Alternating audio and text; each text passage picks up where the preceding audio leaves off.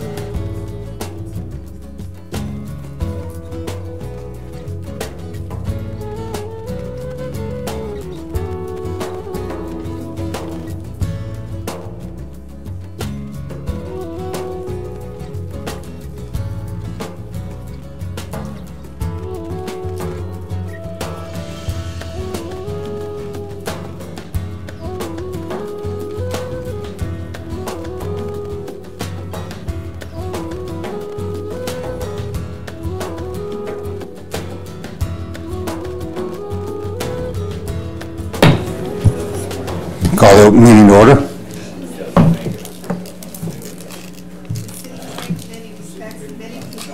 Of different faiths who reside here. The City Council historically begins its session with an invocation offered by one of the religious leaders of our community with full appreciation of our shared belief that we are one nation under God. And while the city cannot endorse any particular religion, we respect the religious freedom and freedom of expression of all our citizens to pray as they feel led to pray. This evening's invocation will be given by Mark Bowd, Senior Minister from the Church of Jesus Christ of Latter-day Saints. And then please remain standing afterward, and Council Member Ham will lead us in the Pledge of Allegiance. Will you bow your heads with me? Our Father in heaven, we bow our heads humbly before thee and thank thee for the opportunity which we have to meet as brothers and sisters in our fine city. We're grateful for all of those who lead our city, for those who take time from their busy schedule to do so, and we recognize their sacrifice. We're grateful for our mayor, Steve Schwartz, and pray that thou will bless him with wisdom and strength as he continues to lead our city, as well as all of our city council members, our city attorney, our managers, and all others, our clerks, and all others who participate and spend so much of their time to sacrifice for our good. We pray that thou wilt bless them and strengthen them and their families. We're grateful for those who will participate tonight. We recognize the diversity of views and the diversity of people within our city. We see this as a strength and are grateful for this diversity.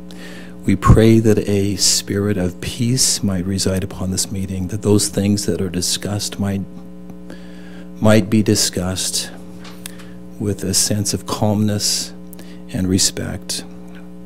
We're grateful for the many blessings that are upon us in this area, and pray that thou wilt open our hearts, that we might be mindful to those who are less fortunate, that we might care for those who are in need, our homeless and all others who are in need of the resources that are so abundant in our area. We express to thee our gratitude to live in a free country, to enjoy the freedoms and partake in a free land. Pray that thy blessings might be upon us all, and we express unto thee our gratitude for all we have, and do so in the name of thy beloved Son, Jesus the Christ. Amen. Please join me in the Pledge of Allegiance. Ready? Begin. I pledge allegiance to the flag of the United States of America and to the republic for which it stands, one nation, under God, indivisible, with liberty and justice for all. Thank you.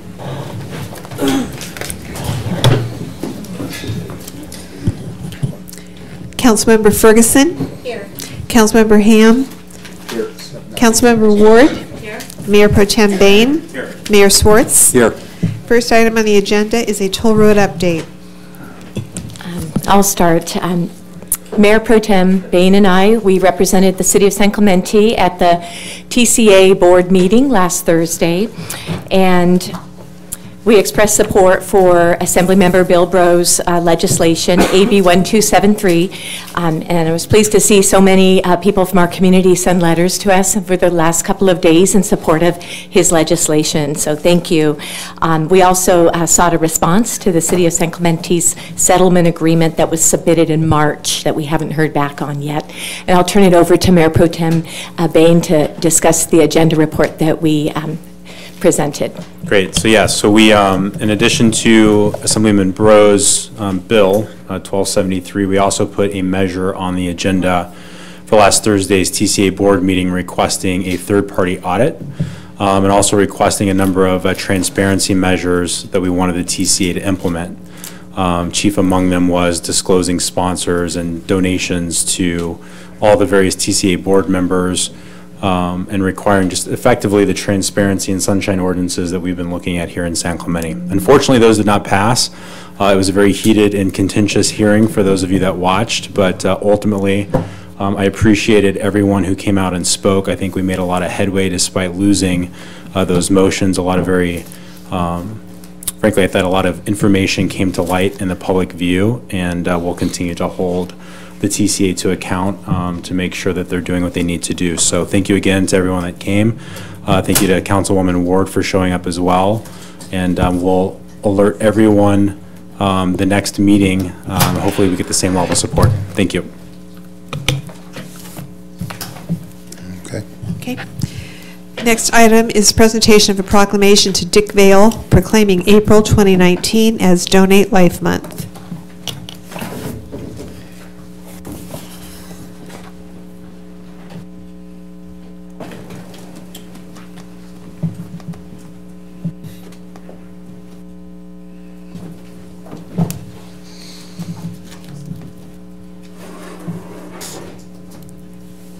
Hey, Dick. Hi, Mr. Mayor. How are you? Good. How are you doing? Good, thanks. Good. So I have this short little proclamation for you.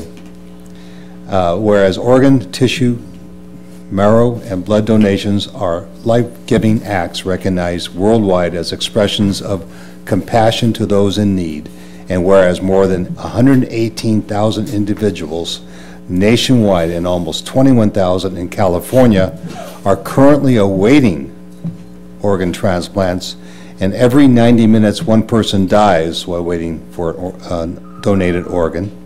And whereas more than 600,000 units of blood per year are needed to meet the need in California at any given time, 6,000 patients are in need of volunteer marrow donors. And whereas a single individual's donation of a heart, lung, liver, kidneys, pancreas, and small intestine can save up to 8 lives, tissue donations can save and enhance the lives up to 30 others, and a single blood donation can give 3 people in need.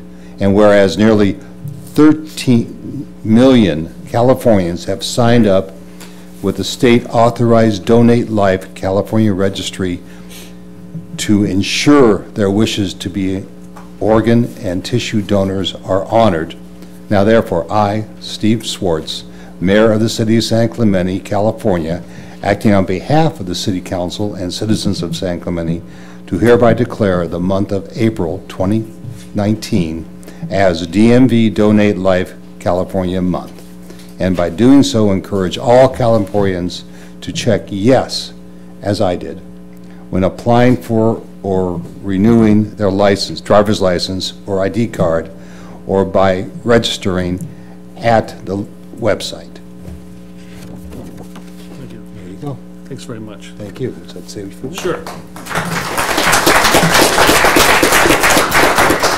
Thank you, Mr. Mayor and City Council members and members of the public. I thank you for the opportunity and the time you've given me to speak on behalf of Donate Life. 11 years ago, I was lucky to receive a heart and liver transplant at Mayo Clinic, and it was because a kid who had gone to DMV 10 years prior fell off a roof in an accident, and he died giving me a heart and liver, and he gave 44 people, other people, parts of him that are alive today in me and others. So it's a great program. I urge you all to be sure to check your licenses and be sure you have the pink dots, because God gives life, but you can also help and give life too. So it's really important, and thank you for the opportunity to talk. Appreciate it. Thanks.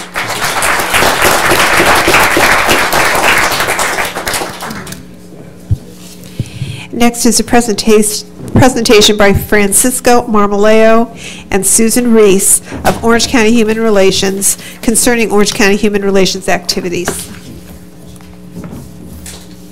Thank you very much.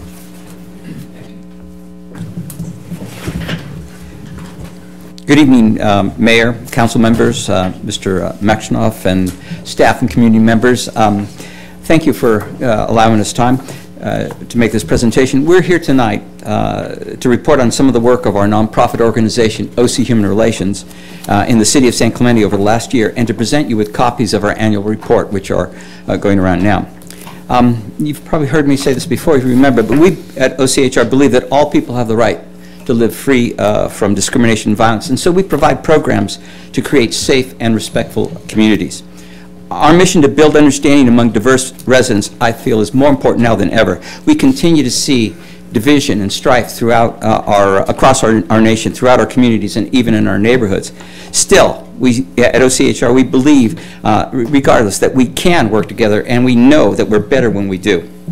Accordingly, OC Human Relations partners with cities like San Clemente to manage challenging issues such as the lack of civil discourse, the absence of meaningful participation in the decision-making by all residents, help in overcoming the mistrust that can make every police community encounter more dangerous for all parties. Additionally, cities and schools call on us regularly for helping community building efforts and as well as navigating conflict. We hope that the city of San Clemente won't hesitate to reach out to us at times when our expertise might be of help. Many of our programs are provided countywide and beyond. This year, for example, our No Hate Public Awareness, our No Hate Public Awareness Program education campaign has expanded statewide, and it is now including training and tools for cities, counties, and schools that are interested in launching their own campaigns to prevent hate-motivated behavior. But we would welcome your participation as well. But briefly tonight, I'd like to just, again, focus on the following information about our programming exclusively here in San Clemente over the last year. We've mediated 25 cases as well as family mediations in the courts and community where one of the parties was a resident of the city of San Clemente. In collaboration with the San Clemente Police and with individuals and community groups in San Clemente, we've documented one hate crime in the last year. We've worked to build a sense of community among San Clemente residents and staff through our ongoing hate crime education, victim outreach support efforts as well. And we're pleased to share that we're going to be partnering again with Mission Hospital for the next 2 years to work with San Clemente residents to improve upstream health indicators with a special focus on mental health issues. In conclusion, then, OC Human Relations has greatly appreciated your membership in the City Dues program. It's a program that brings police and diverse residents together to build safe and respectful neighborhoods, that helps develop positive relationships among the broad spectrum of San Clemente residents, that addresses potential community conflict and strife, and sustains a human relations infrastructure to serve cities when those crises situations occur. Together, we feel we're really contributing to safe and respectful county and building those important relationships that can be called upon in times of tension and turmoil should they come. Finally, now, we'd like to ask the mayor if he would indulge us and come forward at this time. We'd like to express our thanks to the city for your membership and as well as our deep appreciation for your support of our efforts with the presentation of this certificate of recognition.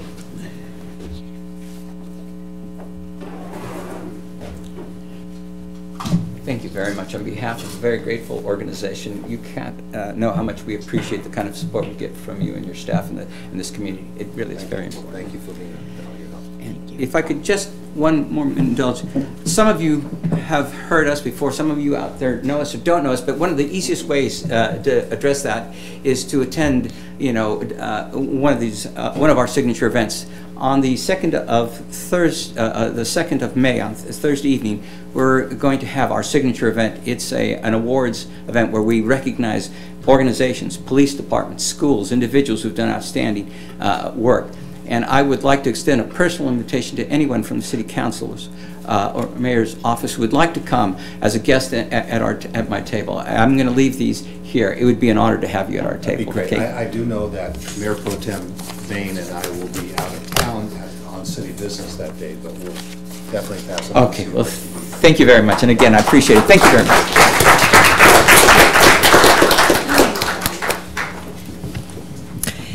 Next on the agenda is a presentation by Greg Cruz, CEO of USA Surfing, concerning upcoming surfing events.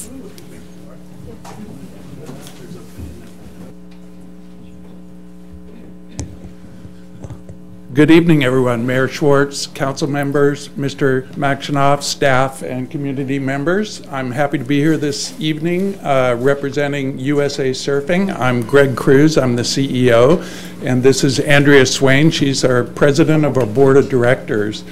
USA Surfing is the U.S. Olympic Committee national governing body for the sport of surfing, and some of you may know, many may not. We're headed to the Olympics in 2020 in Tokyo, and our organization is the one that's sending the team there. So it's pretty big news. So anyways, I have a short presentation I wanted to show you guys, just kind of that gives you a little background on what we're doing and how we can work with the city to kind of promote you hosting an Olympic NGB, and us very proud to be here in surf capital of Southern California for sure. So let me figure out how to work this. This is a short video. It's actually done by A-Frame Productions, which is in town here on El Camino Real. This is something we did for a Toyota presentation, so a lot of it won't fit, but it kind of gives you a little of the excitement of what's coming here. Oops, I'm sorry, pressed the wrong button. There it is.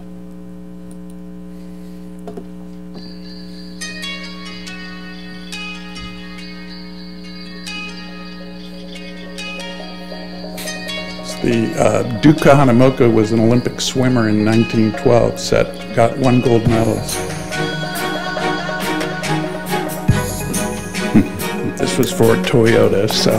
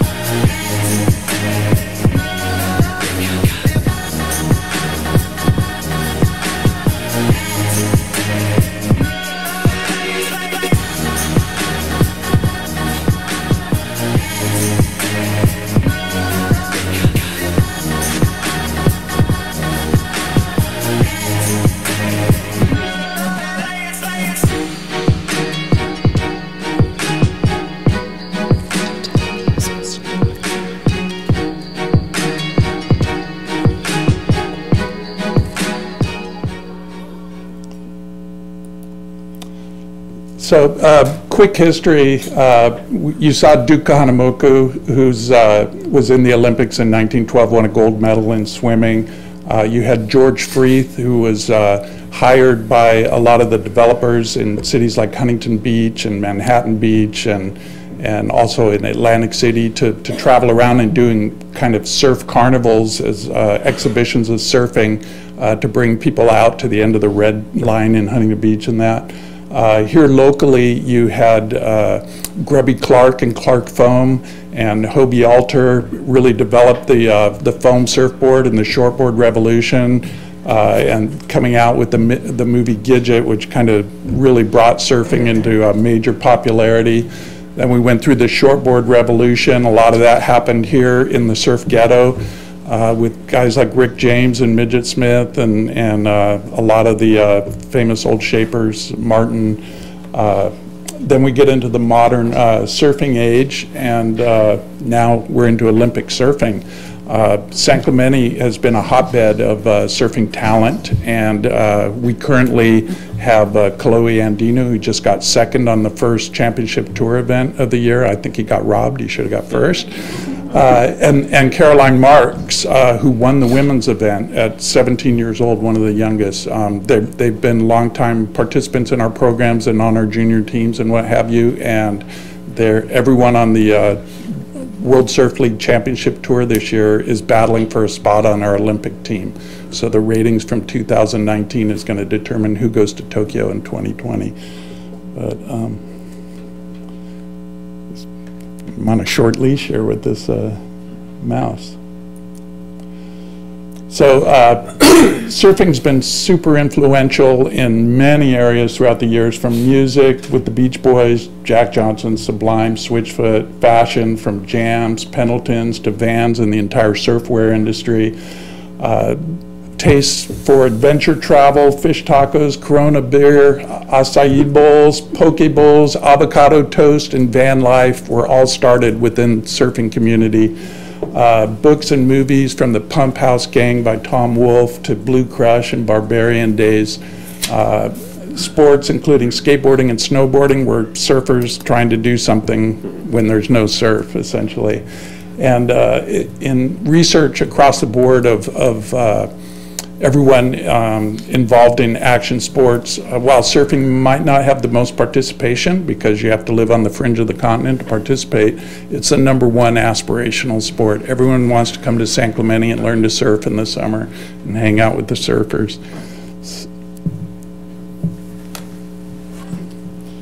So that brings us to USA Surfing. So Andrew and I have been working very hard over the last few years. We're surfers. We're a surf organization, and the USOC is the winningest sports organization in the world. It's 100% funded by private donors. They don't get any government money. They have very strict rules and regulations on how you set up your bylaws and your governance and how you operate your nonprofit to be a national governing body. We spent a long time going through the hoops and doing everything we needed to do. And in June of 2017, we were awarded the NGB status from the USOC, and we were already previously recognized by our international federation, the International Surfing Association. So we train, select, and field all the national teams that'll compete, including the 2020 Tokyo Olympics, the 2019 Pan American Games in Lima, Peru, and then all of our international federations world championships for shortboard, longboard, adaptive, which is will become Paralympic surfing, stand-up paddle, and our junior surfing program. So this is kind of our triangle of influence. At the bottom, you have the Scholastic Surf Series, which San Clemente High School just won the high school championship. And then we also have surf schools and surf clubs and things kind of at the bottom of the pyramid. And then that works up to our regional organizations. These organizations are all members organizations of USA Surfing. In San Clemente, you have the largest one on the West Coast located here. It's the Western Surfing Association. That's run by Mary Lou Drummy, who's on the Surfers Hall of, what do you call the banners at the south end of town? Yeah, so she's one of the ones honored there. She runs a great program, and those kids graduate into a program that Andrea and I started 10 years ago called USA Surfing Prime. I actually had a talk with Tom Gadauskas, with the Gadauskas brothers, at a Christmas party, and he was lamenting that the kids were having a hard time moving from the amateur ranks into the pro ranks because they had to relearn the judging criteria, get used to 4-man heats as opposed to 6-man heats, get used to 20-minute heats instead of 15, get used to computer scoring and things of that nature, and then surfing against really good surfers all the time. That was a hurdle for them. So we started the Prime Series, which is essentially pro contests without prize money. We use all the same judges, all the same judging criteria for all the best juniors on the West Coast. We've had Chloe Andino, a local resident who's on the World Tour, Griffin Colapinto, local resident who's now on the World Tour, Caroline Marks, who I mentioned earlier, who just won. There's been, we put more than a dozen kids onto the championship tour just from this program and our USA Surfing Championships at Lower Trestles, which is the next thing up. This year we're the only, one of the only events at Lower Trestles. This is our 10th year there. We're really blessed to be there. And then the best kids from Trestles go on to our USA Junior Surf Team. They go up to surf our International Federation events, hopefully have a career in the Pro League, which is the WSL, and then we go to the Olympics. So we've been really dominant. Right here, that's Izzy Gomez with the curly hair. She's a local resident. Candace Appleby, local resident as well.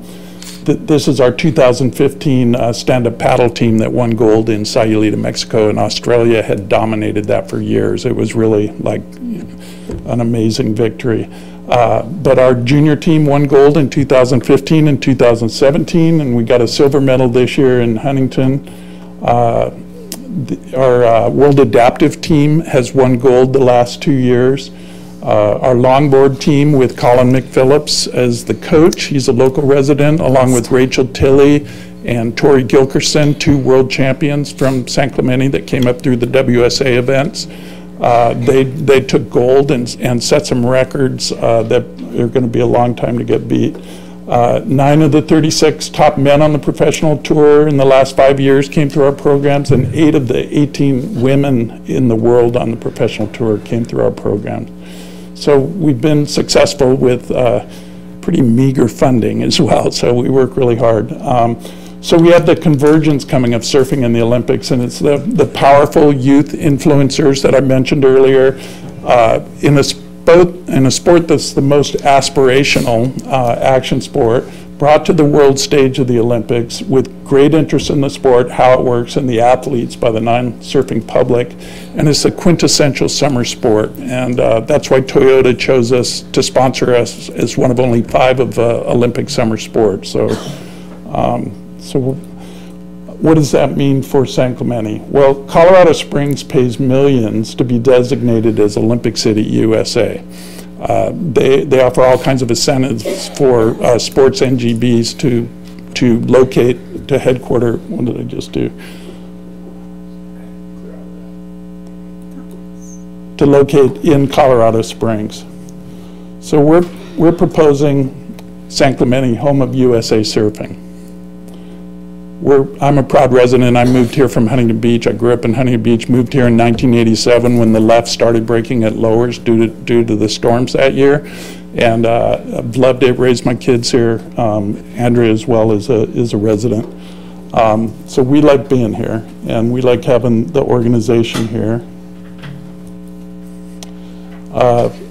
So we'd like to offer the City of San Clemente sponsorship of our Toyota USA Surfing Championships at Lower Trestles, where, with your permission, we'll use the shield as one of the logos of our supporters. We'll hashtag and tag San Clemente in our robust social media programs to bring awareness to the city. We bring hundreds of people to the city every year for this event, and they all overstay their welcomes because they love it here. And we also have a lot of major national sponsors that we're happy to, if we can do some cross promotions with the city in any way. Again, I don't know what's feasible, but we definitely like to put our partners together and make a more bang for the buck for everyone. Our proposed official partner designation would be make City of San Clemente as the official home of USA Surfing. And all we're looking for is we'll continue to headquarter our business here. You have use of the marks, USA Surfing marks, and can say home of USA Surfing anywhere you think it's appropriate. All we ask is that you show us how you're going to use it before. That we'll hashtag you in our social media and tag you any way you would like us to do that. We are also in talks with state parks if their lease renews with the Camp Pendleton. They've already given approval to consider hosting the 2028 Los Angeles Olympic surfing event at Lower Trestles. And I know we have a new hotel coming online at the outlets, so we have input, but we don't make that decision. But I know all the surfers want to be at Lowers. And all we're asking for the city to provide is the consideration for events and permits as outlined in the city's policy and procedure for partnership activities, facilities, and special events. We don't want any financial compensation at all. But we're hosting an event, one of our prime events at T Street, May 3rd through 5th, and the city staff's been very helpful at making that a reality for us, and we appreciate that. We have team training events occasionally. We'd like to bring more events to San Clemente, and that's basically it.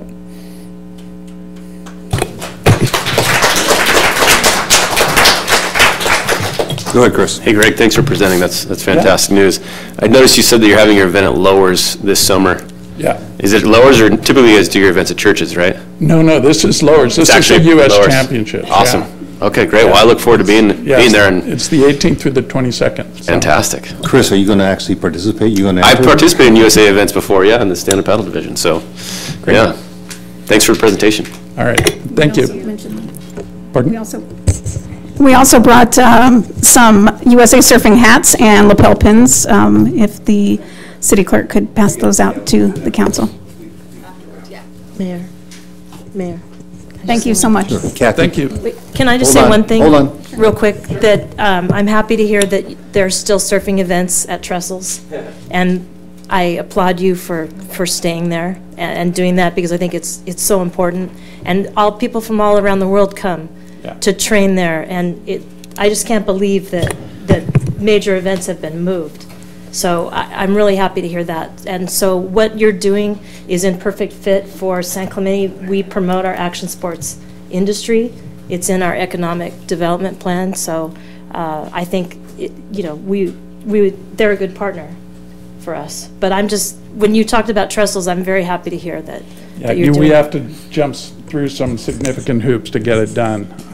There's a lot of resistance to holding events there, but we do it, so. Yeah, and what I'm going to ask is that you coordinate with staff to put together for council's consideration and approval the partnership agreement. Staff is working. Eric's been working with you. Yeah, we've already met with Eric a couple of times. I'd be remiss if I didn't comment on what Kathy said. One of your first slides talked about the beautiful atmosphere in which surfing takes place. Turns out the Dust Bowl in the Central California of Lemoore is not one of those beautiful places, no. So I'm glad that you're pushing for it. I've been there. It smells like cow manure. My wife turned it on the first time. She goes, "This is going to kill surfing." And I said, well, I want to go there, but you're right. It's not very aesthetically pleasing. So thanks for doing it at Lowers. All right. Thank you, everyone. Appreciate your time. Okay.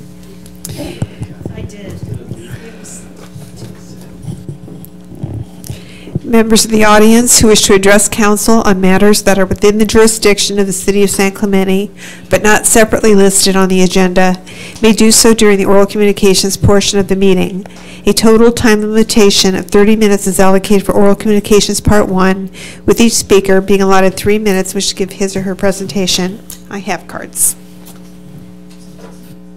And just so you know, we give 30 minutes for this, 3 minutes per person, and if we don't get to everybody in the first session, those that have not talked, we'll bring them up in the second session at the close of the meeting, at the end of the meeting.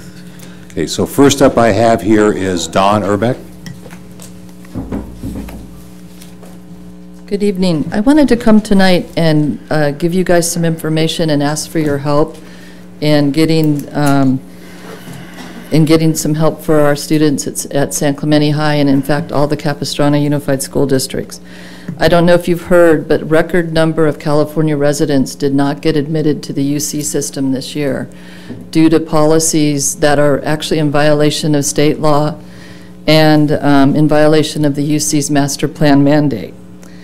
The state of California guarantees that every student who's in the top 12.5% of their graduating class is guaranteed a seat at a UC. And what's happened over the years, the UC is claiming that because of a lack of funding, they are having to take on more and more international and out-of-state students. And the number has gone from 5% in 2011 to almost 25% today. And so what's going on is something called, like for San Clemente High, I have the numbers and I did email them to you. There were supposed to be 94 students that got seats at San Clemente High.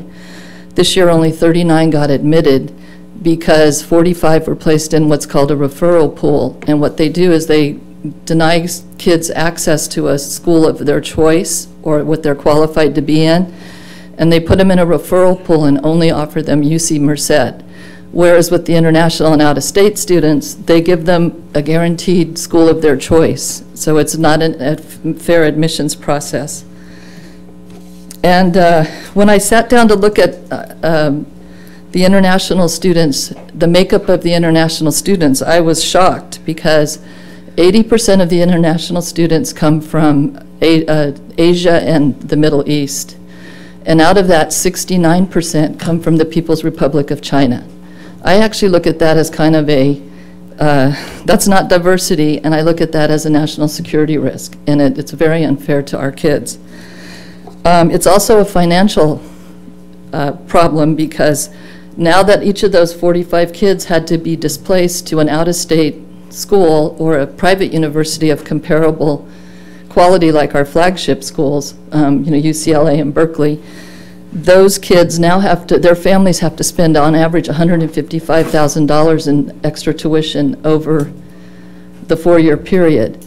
And what's sad is that those international students are buying seats at our universities for $40,000 a seat, and our kids are paying $55,000 elsewhere. So this is not legal what they're doing, and I would like to see as many people as possible get the legislature to make sure that doesn't happen next year. These are the numbers from 2018, and the kids this year were worse. They're devastated. A lot of kids didn't even get into a UC at all. Thank you. Thank you.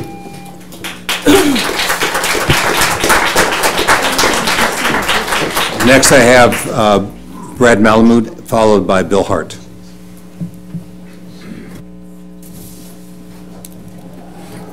Hi, Council. Again, for those who are here now, Dan has a beautiful young daughter, and we should all congratulate him.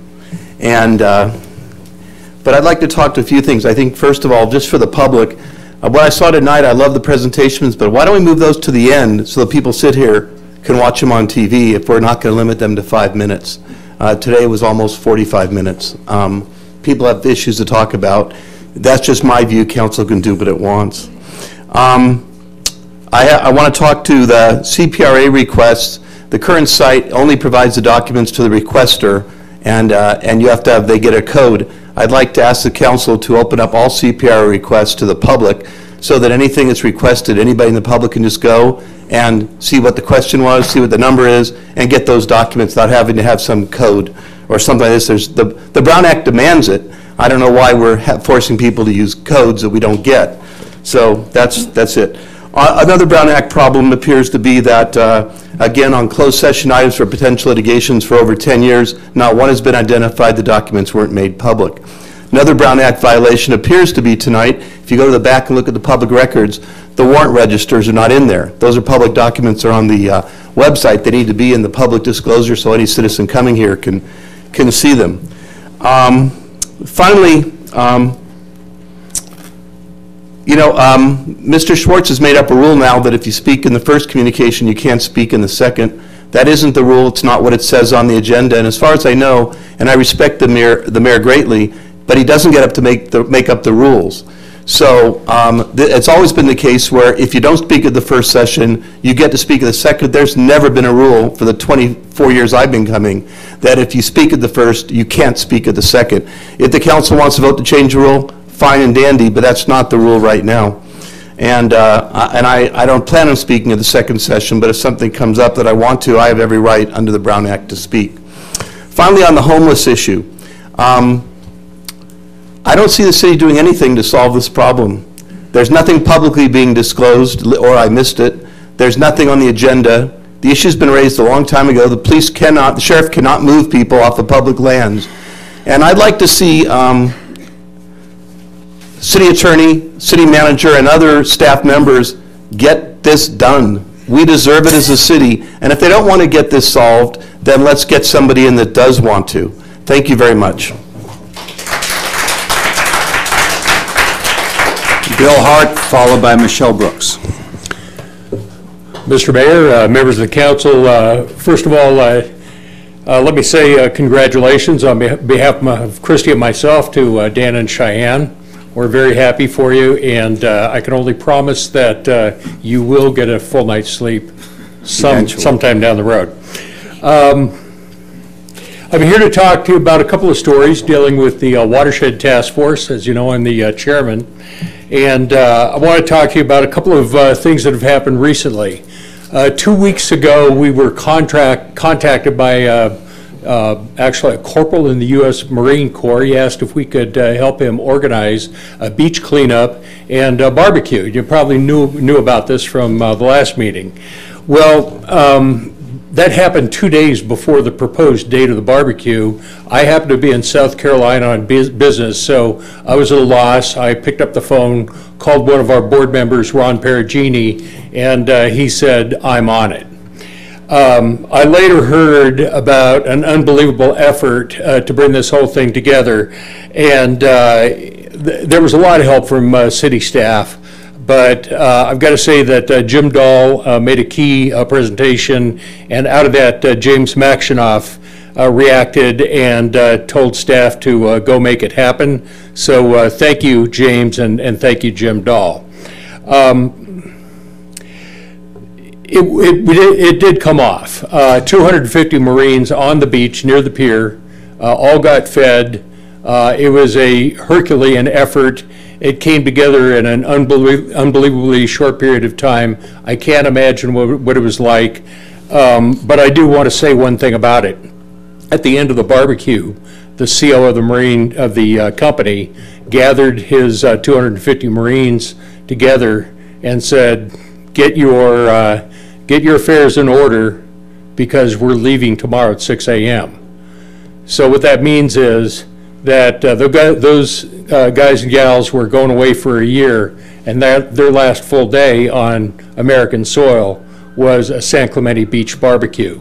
So thanks to the city for your help, and thanks to James. And Mr. Mayor, I just want to throw out for your consideration maybe a commendation or a letter of recommendation or letter of recognition for Ron Perugini, who really busted his butt to make this happen. So fast forward a week and a half to last Saturday. We had our annual Earth Day Festival. This is something that Watershed Task Force and the city cooperate on, and we were getting ready for it for last month, actually more than a month. I showed up at about 6:45 a.m. And can I have a little bit of extra time? Okay. Nothing had happened at the site, which is Park Del Mar. There was no parking reserve. There was no electricity or anything. I was kind of at a loss. And I decided, well, I better pick up the phone and check on our equipment. Called the equipment rental company, got a hold of the owner, and he was in a hospital bed in the City of Hope with cancer. He had forgotten about the event. So at about 7:30 a.m., a number of us were standing around the park with absolutely nothing. And the event started at 10 a.m. Dana McIntosh, our recycling manager, showed up, and she started making phone calls. And within an hour, she had 5 city employees. I don't know how she did this on an early Saturday morning. She had 5 city employees going around getting pop-ups, tables, chairs from various locations, and getting the whole thing set up. And by 10 a.m., you would not have known how chaotic that process had been and how thrown together the whole thing was. Dana was an absolute hero in making that happen. And I hope we all recognize what a great city employee she is, and I hope she gets recognition for that effort. And so thank you to Dana, thank you to the city, and to our residents. Thank you.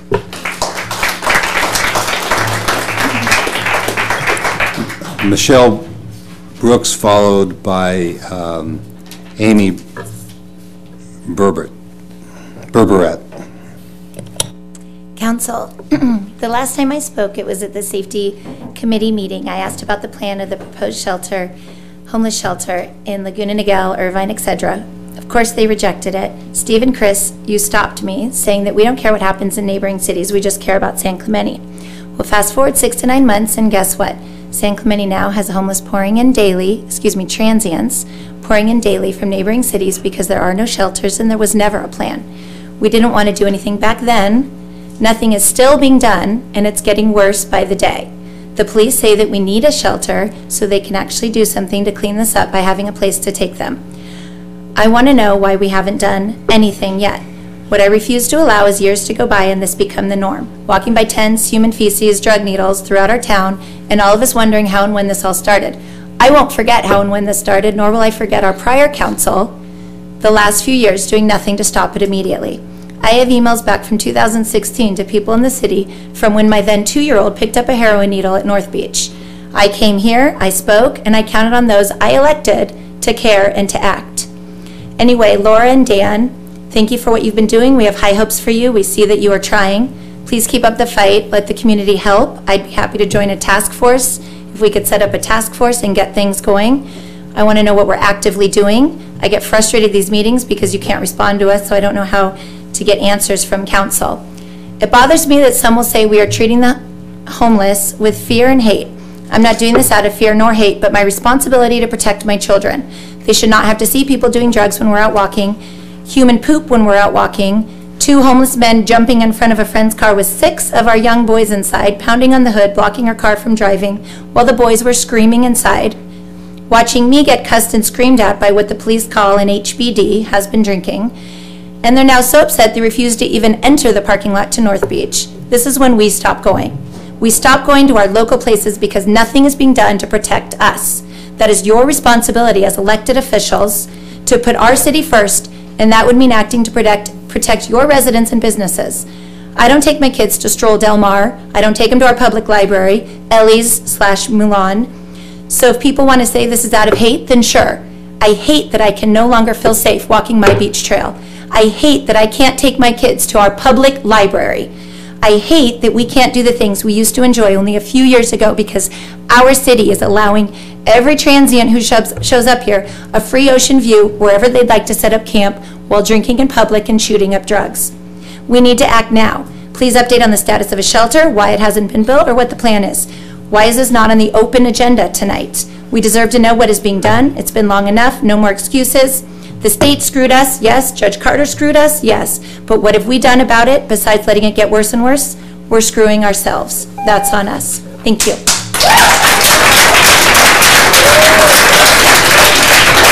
Amy Berber, and then Ken Nielsen.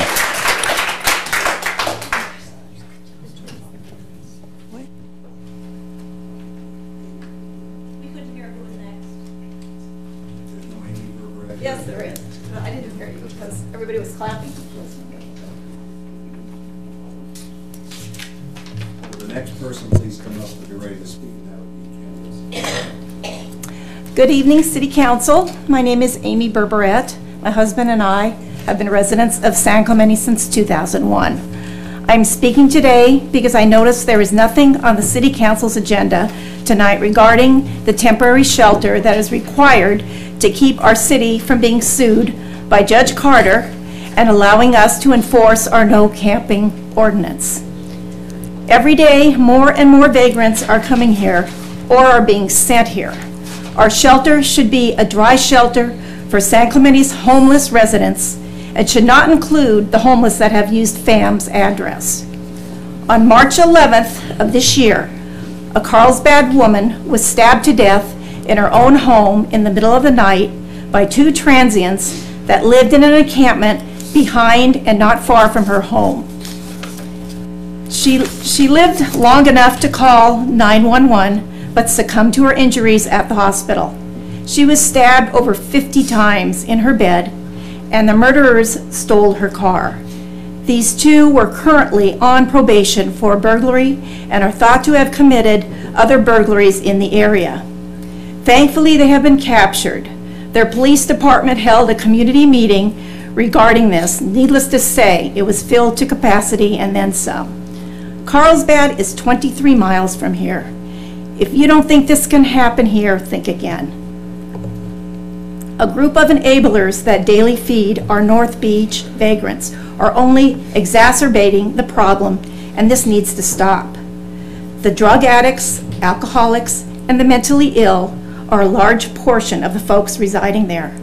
They are a danger to themselves and to the public at large. They need help and a place to go, and daily feedings are allowing them to spend their extra money to feed their addiction. Please make this temporary shelter a top priority, as fire season is quickly approaching, and we must put a stop to all illegal camping. Thank you for your time.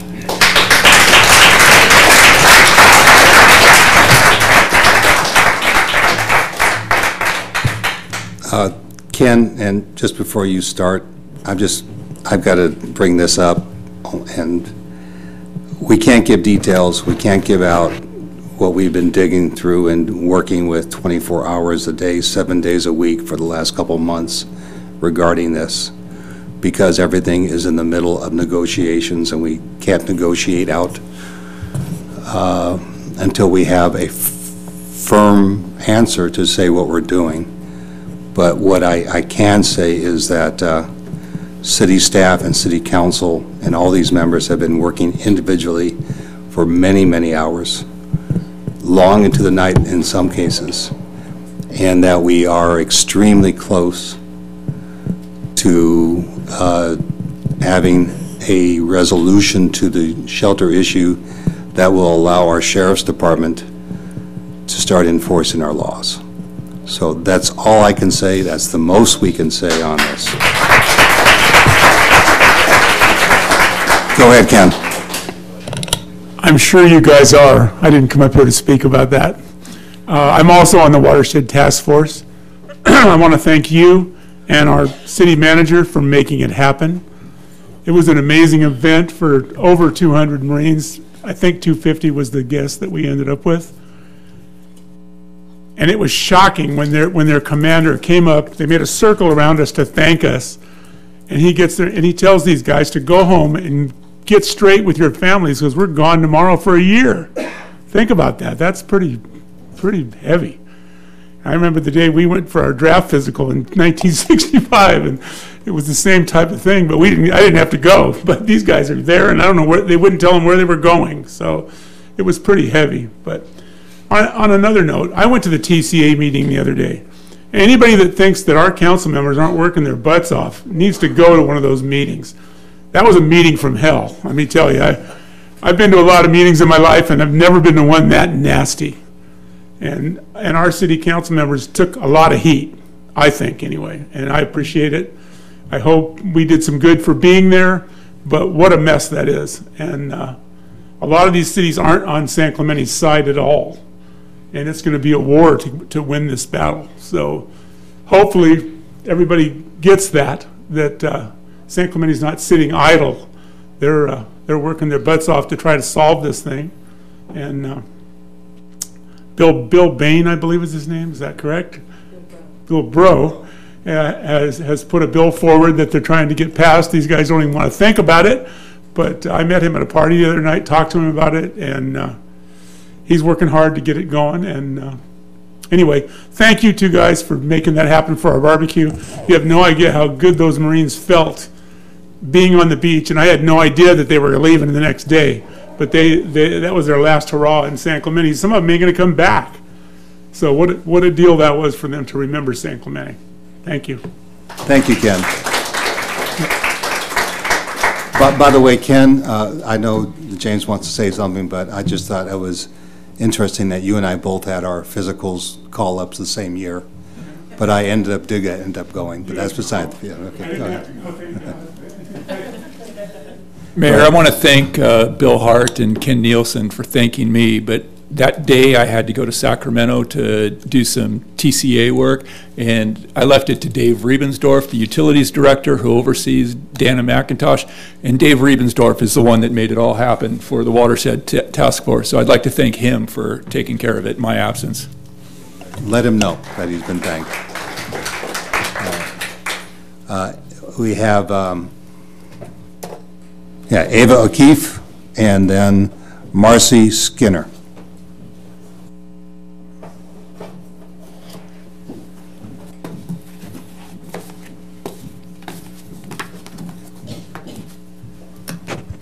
All right. Congratulations, Laura and Dan. I haven't been here in a long time, and congratulations, Dan, with your new baby girl. And hello, Steve, and everyone else in the council. Thank you for your service. I've heard many times the sentence, homelessness is not a crime. I get that. But what we have here, ladies and gentlemen, is, for the most part, is a lifestyle choice. A lifestyle where anything goes. In order for the world to function, we need laws, and those laws need to be enforced. Otherwise, what we have is anarchy. Drinking, defecating, shooting up, and stealing kids' bikes and having a chop shop in the open selling stolen bikes is never acceptable. I understand that we face lawsuits regarding the shelter, and we have an activist judge that also presides over our hospital lawsuit, and we're working hard to get this shelter open. I do believe that. But in the meantime, why do we have to throw all our laws out the door? Proposition 47 did not change indecent exposure, smoking in our beaches, vandalizing public property. All these offenses must still be prosecuted. Why are they not? Please empower OCSD to do their job. The issues that are tolerated here, as far as I can tell, are not tolerated in Laguna Niguel, Rancho Santa Margarita, Yorba Linda, or even Dana Point. What we have in this city, by many, is misguided compassion. Laura posted an article by Dr. Drew Pensky, and he writes, the very symptom causing desperately ill patients to spill into our streets are being protected in the name of compassion. This is dialing back to a medical understanding of psychiatric illness and is absolutely outrageous, particularly in the area of effective medications. Some solutions have been proposed in the past, for example, having a security guard in the North Beach area, lower the RSVP area. We talked about the wonderful Marines that we have. They would love to serve in a meaningful way. The other thing is, who's Ubering these people here? Can we consider legal action for the dumping that is happening in San Clemente? I took some screenshots for some comments made on the famous SC Life, and this is actually a parent. It says, "To all the misguided people bringing homeless food, water, blankets, please stop. My cousin, a heroin addict, lives on the streets and can make $50 an hour off the freeway ramp, which he doesn't use for food, because church groups give him more food that he can eat, and he uses the money to buy drugs." He laughs about the fact that he gets everything he wants for free, including his heroin. Please stop the enabling, and thank you. Marcy Skinner, followed by Tim Hochin. Hello. July 2015, my husband and I walked down the beautiful Sea Summit path trails and headed to North Beach.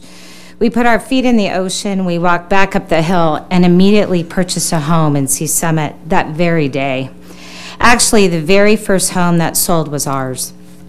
The Wall Street Journal wrote an article on this development, and we were asked, why did we buy here? My husband and I immediately said lifestyle. It was all about the lifestyle. San Clemente had it all. A beautiful home nestled in preserved wetlands, sunset walks on the beach, the best climate in the U.S., and it was safe. There was absolutely no question we were in paradise. The only negative, and it was a big one, was the property tax. Is it worth paying over $25,000 a year for us to live there? We immediately said yes.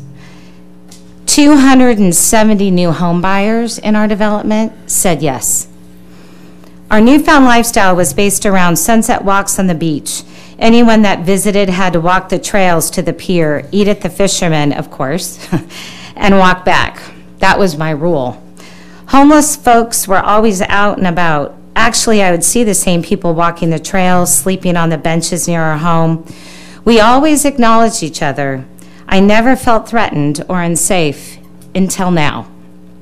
I won't use the facilities that we help fund because they're not safe and they're not clean. My neighbors don't use the swings or the parks for their kids in North Beach because they're not safe and they're not clean. California has indeed spent billions of dollars over the years building housing to deal with its chronic and episodic homeless problems, and they're still with us today. In fact, homelessness has gotten worse. Some estimates I read today said that it's growing by over 70 or 65% over the past few years. Vagrants have now taken over our parks, our beaches, and they're destroying retail hospitality businesses and proposed businesses, specifically in the North Beach area. They blight the areas around the multiple shelters, and they sue us for not letting them live in their cars and RVs in our neighborhoods. Yet these same people get called the vulnerable among us. How can this be stopped? From a city that used to not lock doors and now are having daylight burglaries of parked cars. This is what's enabling vagrancy. This is what enabling vagrancy has done to us.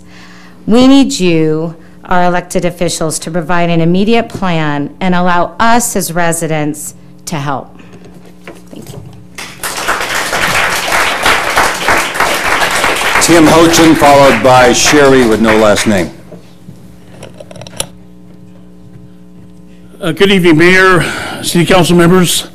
My name is Tim Houchin. I'm Executive Director for Hope for Restoration, a nonprofit for the benefit of homeless persons and for communities that are impacted by homelessness. I attended the last City Council meeting here, and I went listened to the report from the closed session, and it sounded to me like if that the city would be ready to move by perhaps tonight as far as a homeless shelter. I don't know, I just sounded encouraging. And judging from the eagerness of the council to begin enforcing the camping ordinances, it seemed as if there would be something on tonight's agenda that would reflect that, and apparently there's not. Now, I did check over the agenda for the last few days, hoping that maybe somebody would sneak something in there, and didn't happen. I just want to know when we can expect that this council will make public any plan for shelter in the future. And I want to remind you that it's been 5 years that you've been working on this since the city was first found to be in non-compliance with state law for not designating state SB2 zones. Also,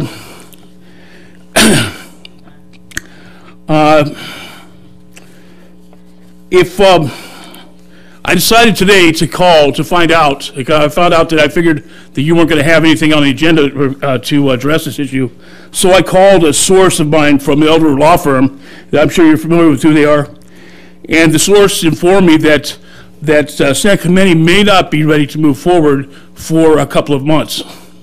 So I find it, this is kind of disingenuous to two faces, okay? First of all, you have homeless people that you've been found responsible to take care of, and you have your citizens who you are denying rightful use of and enjoyment of public space by allowing the continued injunction.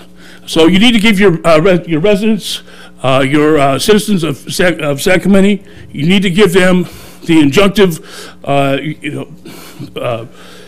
to give them relief, injunctive relief from this ordinance, with the camping ordinances. And I'd like to hear somebody be able to address the fact that that might take 2 months. Is that right? We have no time on that. Next is, that was Sherry with no last name, and then Francis Carson. Hi there, my name is Sherry Nolan. I live in San Clemente at Sea Summit. Although I originally lived in this area, I spent a greater deal of my life in the Bay Area, but have come back to San Clemente because I wanted to come to Southern California and found this town on the internet. I thought, wow, this has everything in it that I want and wish for. So I moved on down here, and it does, except for what my fellow neighbors and friends are concerned with, and that is the homeless situation. Just today, I go down by the beach often. There's 4 tents down there. There's people sleeping on benches. It's dirty, it's disgusting. I see the police go and speak to them, and their hands seem to be tied. They can't do anything. And not only that, they are coming into our club, and we've had to pay security to try and get them out, and otherwise they will go in the showers, and it's very frightening.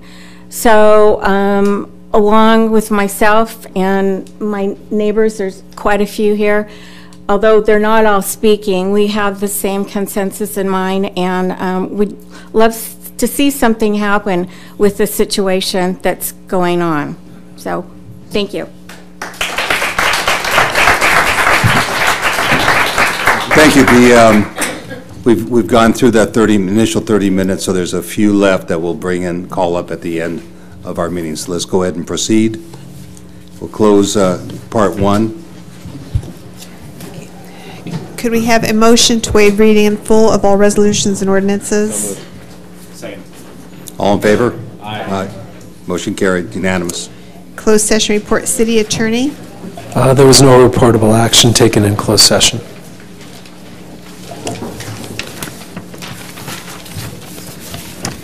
All items listed on the consent calendar are considered to be routine and will be enacted by one motion without discussion, unless council, staff, or the public request removal of an item for separate discussion and action.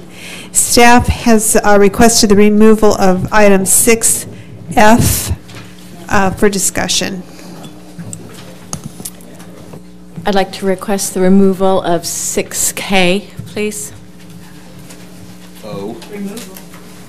You mean the discussion? Yeah. Okay. 6K. 6K, please.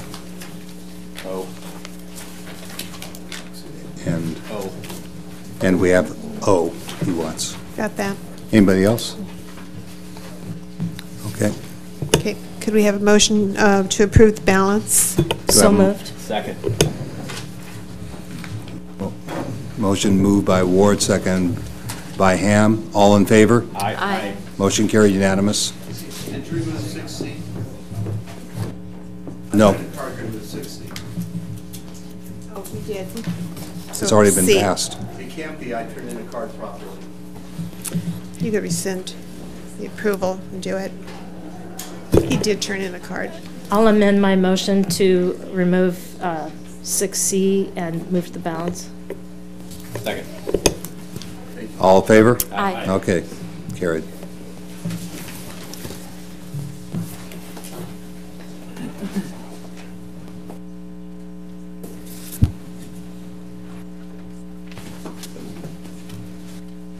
A 6C. F. Brad Malamud. Hi, thank you, Ms. Ward. I just want to address the warrant register. I just wonder, at show of hands, how many council members have actually read every line of the warrant register, which is our bills from our city? Has anybody? Mr. Schwartz, that's great. I think it's important for you to start doing it. I want to note a few items on the bill and on the warrant register, what I'm concerned about. BB&K lists their expenditures and matters, and I appreciate that, but a lot of them are just general topics, litigation expenses, things like this. We need titles. We need to know what matters are being billed. Under litigation fees alone, there was one $80,000 item, one $43,000 item, but yet nobody, including council, would know what that was for. That's wrong. As I said earlier, the warrant register is not in the back as it's required to be under the Brown Act. So those warrant registers in the future need to be placed in the binder.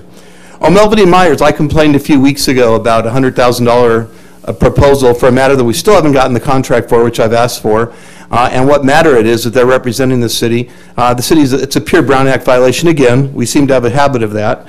And they've already spent $45,538.90 on apparently the first bill, which means that by the second bill we'll have blown through the $100,000, which is what I told you would happen, because the $100,000 is what they charge to open a file.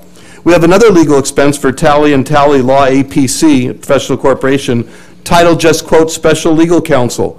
No description of what they're doing, no contract provided to the citizens, and no discussion of what it is. We're supposed to be transparent. I keep coming back to this, let's be transparent. Other than that, I would also ask that expenditures by city employees that are put on credit cards be included in the in this item under either warrant register or credit card registry, and that the items also tell us, for example, right now they tell us who the vendor is. So it might say, for example, the Beachcomber restaurant or something like this, or hotel expense. But nowhere do the citizens know why those expenditures were made. I think that's reasonable for the citizens to be able to review that. Other cities post them online. So we're not asking for anything that's not unusual. We're supposed to be transparent and above board. And I noticed that in a past expenditure, a staff member billed $3,767 for Dragon Pit Barbecue, and 8 days later billed $3,000 for In-N-Out Burger. Another charge was made for $4,800 for discountmugs.com. Wireless charges are being made. Wayfair is being made. IKEA Home Furniture is being billed. The Hyatt Aviari Carlsbad is being billed on American Express charges. They may well be valid expenditures. I'm not claiming they're not, but how do we know? All we know is the expenditure. The council doesn't even get those as far as I can tell. So if the council's not seeing staff's billing, which is their responsibility, don't you want to? I mean, I would think that as a protector of our money, these are big items. There's $3,000 for barbecue, $3,000 for In-N-Out. Maybe it's for some event, but let's find out. Thank you.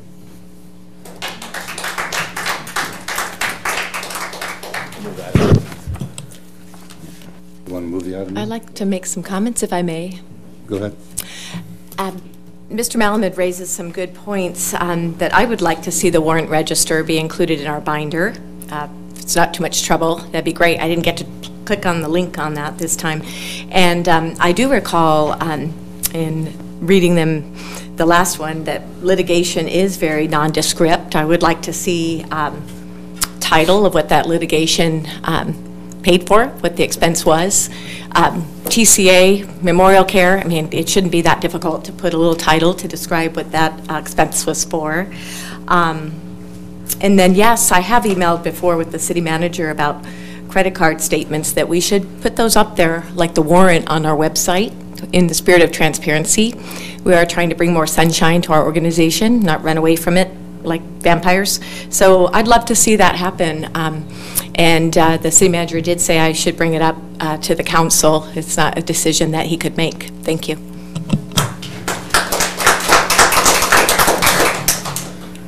Go ahead, Dan. No, I was going to say, I mean, I would support doing that. Is it appropriate to ask that that be done as part of this or at the end of the meeting? Well, it's not on our agenda at all, so. So I think So at the end of the meeting then? So asking it to be brought back would be. Sure. So you can ask for it to be discussed, added to another agenda. Sure. Yeah. Okay. Before we move that, real quick, Joanne, because the warrant register for sure I've asked about in the past, and there was a reason why we don't include it in the books. Do you recall offhand what that was for?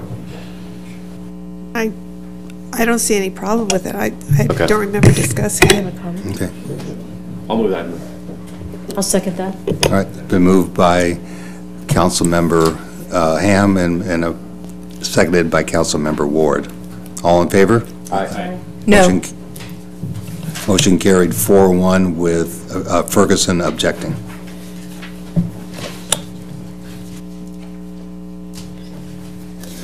Now we have 6K. Just for clarification, are you, Councilmember Ferguson, are you voting no on both the warrant register and the payroll, or did you want to Just split them? the warrant register, not, which one was the payroll one?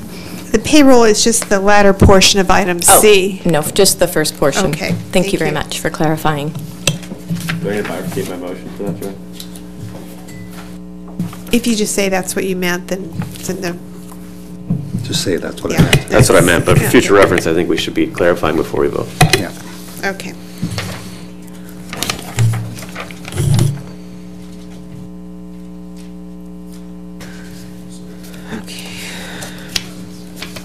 I'm sorry. So F. Is Susan still here? Susan Ambrose? Yeah, right here. Yeah, I didn't realize you put a card up here on what we just voted on. No, I didn't. I put 6F. 6F? Okay.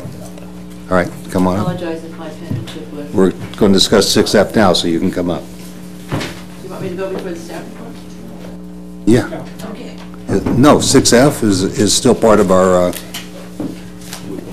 That was pulled. It was supposed to be pulled for discussion. yeah. Right. Yeah. So let's go ahead and have staff report. You're right, Susan. We'll go ahead and let.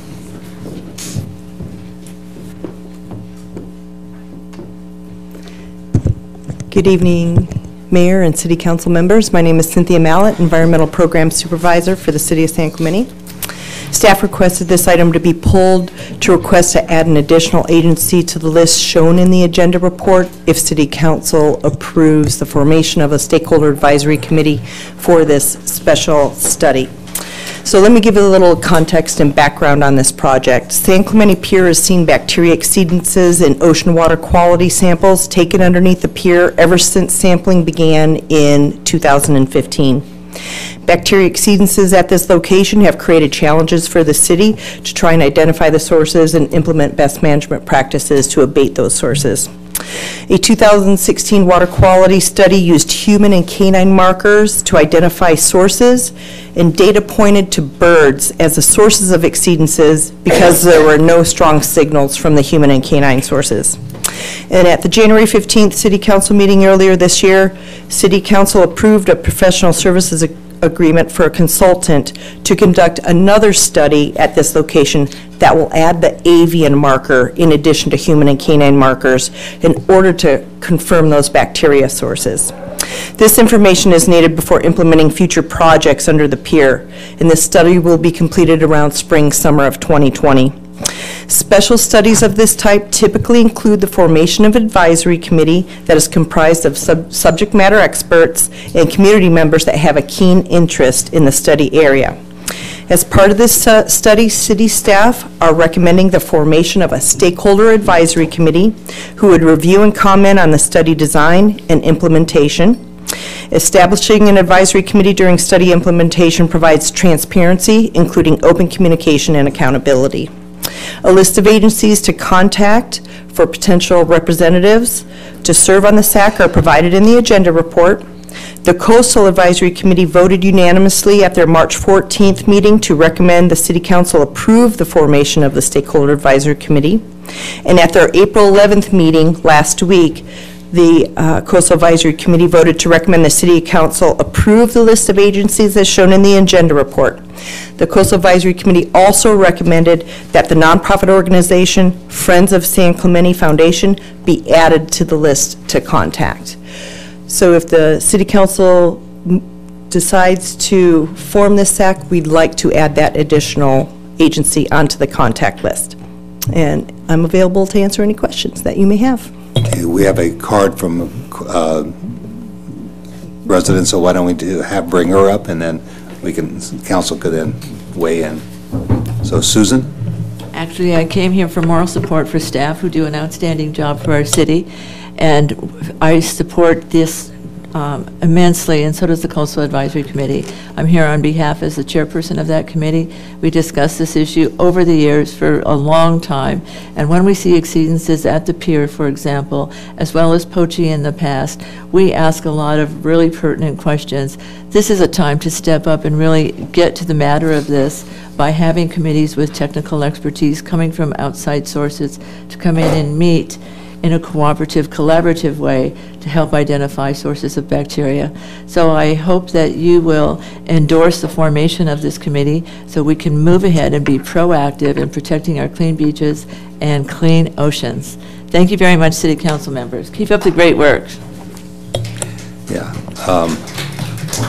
I've been dealing with this since I sat on the Coastal Committee 110 years ago. And yes, we did a lot of dealing with trying to knock that down with using UV and using netting and using hawks and eagles and owl statues and coyote statues, as I recall, are some of the things that we've reached for to do. And evidently, we're still having those issues that we do have to address. I will be supporting this because it's just something that we need to do to protect the health of our citizens as well as our visitors. Anybody else? Just quickly. Sorry, I want to ask the dense questions, but it might as well be me. Do we have? So I understand the transparency aspects of airing this in public. I think that'd be great. But is there a reason why we need a separate committee other than Coastal Advisory to address this? I mean, if we do a DNA study and a test, doesn't that give us information that can then be discussed at the Coastal Advisory Committee? Yes, there are experts at some of the agencies that are shown in the agenda report that have different technical background than the representatives that are on the Coastal Advisory Committee. Representative on the Coastal Advisory Committee, they can understand some of that calculations and data analysis if presented to them, but there are some technical calculations that are difficult to understand that some of the other agency representatives may be able to provide context in the study. Okay, so I guess based on that, I mean, if there's going to be meetings, it'll take staff time. Is there any way to invite these folks to participate with Coastal Advisory Committee, provide their expertise without having to create a whole separate committee, I guess is the question. If we think that's necessary, then so be it. I just not really understanding as to why we're establishing another committee if Coastal Advisory Committee. Let me just wade in, because back when we were dealing with these issues before, that's what we did. But we still have a problem.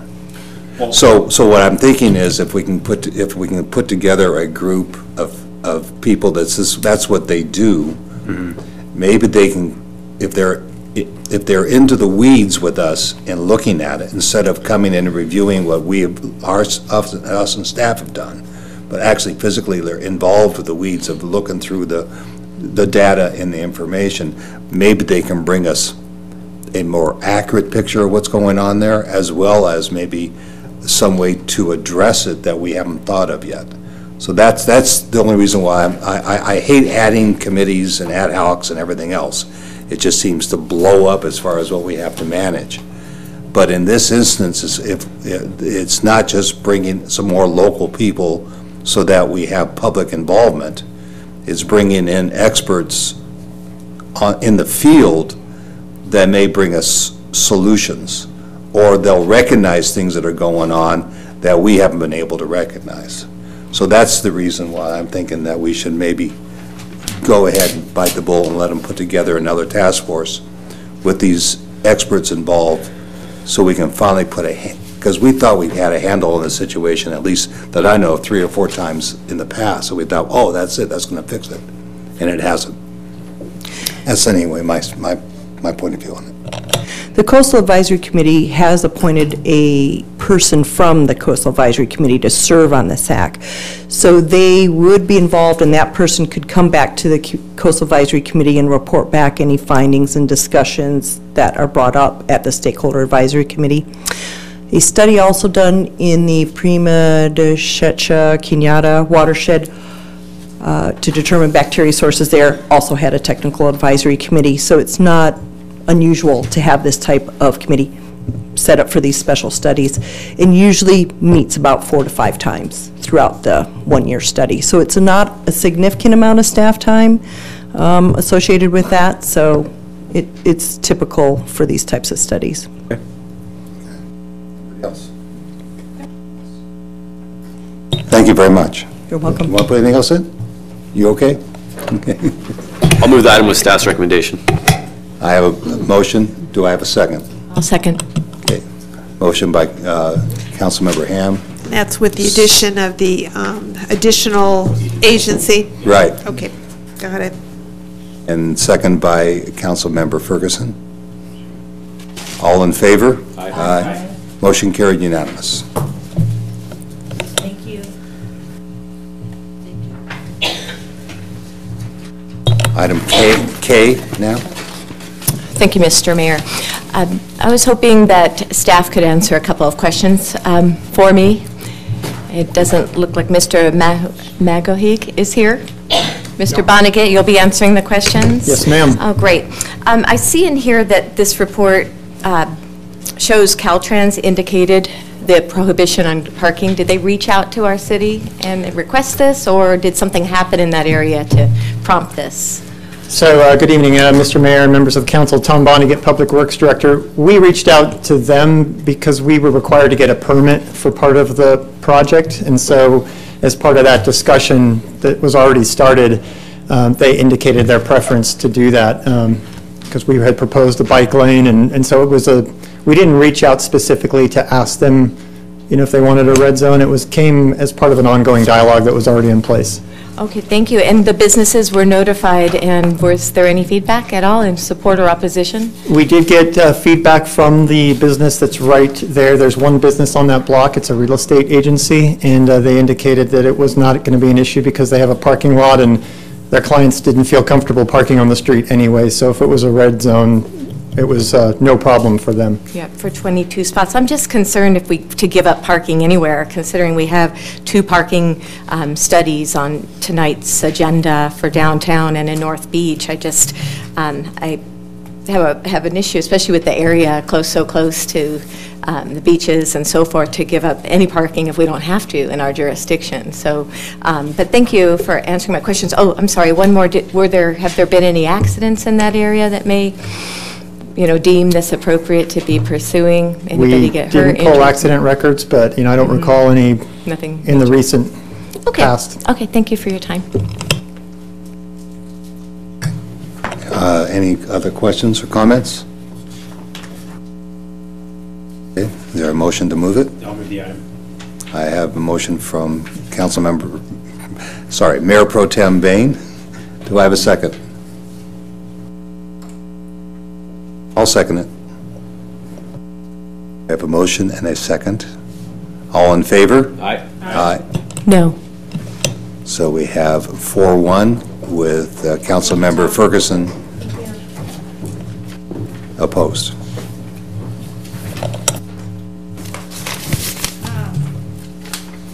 Item O. Yeah, I pulled this item. I'm sure somebody else was going to pull it as well. This is a letter of support for our sand replenishment on our beaches. Obviously, sand is probably one of the highest priorities our community has in terms of getting more of it back. This is something that I've been a part of for many years now. I included, through staff, a study that was done by a doctor from San Francisco State University. Unfortunately, the study was done in 2001. I remember it being much more recent than this. But essentially what the study does, it's this study that I provided staff and will be available to the public as well, states that the biggest revenue gained from the beaches isn't in fact gained by the city or local business. It's actually gained through tax money to the state and federal level to the tune of $132 million in 2001 dollars. So that's a pretty huge chunk. My hope and request this evening is that we include this as an amendment to the letter, just supporting exactly what we're saying. So there is some background information and from a credible source to support our request for funds from the federal level. Yeah, I remember when we did that report. That was that was for the last go around when we went for grant money to do the last big replenishment that we did. You weren't around at that time, I don't think. So, but we did get, and we did import quite a bit of sand, and it really did help us out. And any way we can get more sand on our beach, I think we should look to do. I'm, fully committed to bring the beaches up to where they should be. It's unfortunate there's been certain construction and stuff over the years and years and years that have created a flow where our sand leaves our beach in big winter storms and then is interrupted from flowing back. Normally, when it would normally flow back in the summer weather, that's when the tide normally brings back the sand to us, but it's getting interrupted. And some of our neighbors in the south are enjoying that sand, I hope. But yeah, so I definitely would support anything we can do to try to get our beach sand back up so that our residents and visitors can enjoy it. Are there any other input on this? Any questions? I have just one comment. The city several years ago produced a DVD video of our sand loss issue, and it would be great to also include that if we can. Just in addition to Councilmember Ham's letter, so thank you. I like that idea too, so maybe whoever moves this motion could turn around and add that to it. I move that we approve item O with the attachment of the study done in 2001 as well as a link to the Round Town video that defines our sand replenishment program. Do we have a second? I'll second that. Okay. Further discussion? All in favor? Aye. None opposed? Okay. Motion carried unanimous. Pretty recent. Way less, I think less, like 3. It's pretty recent.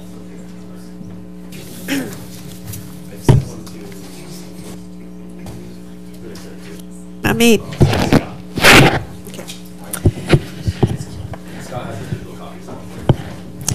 Okay, next item is the 2018 downtown parking study.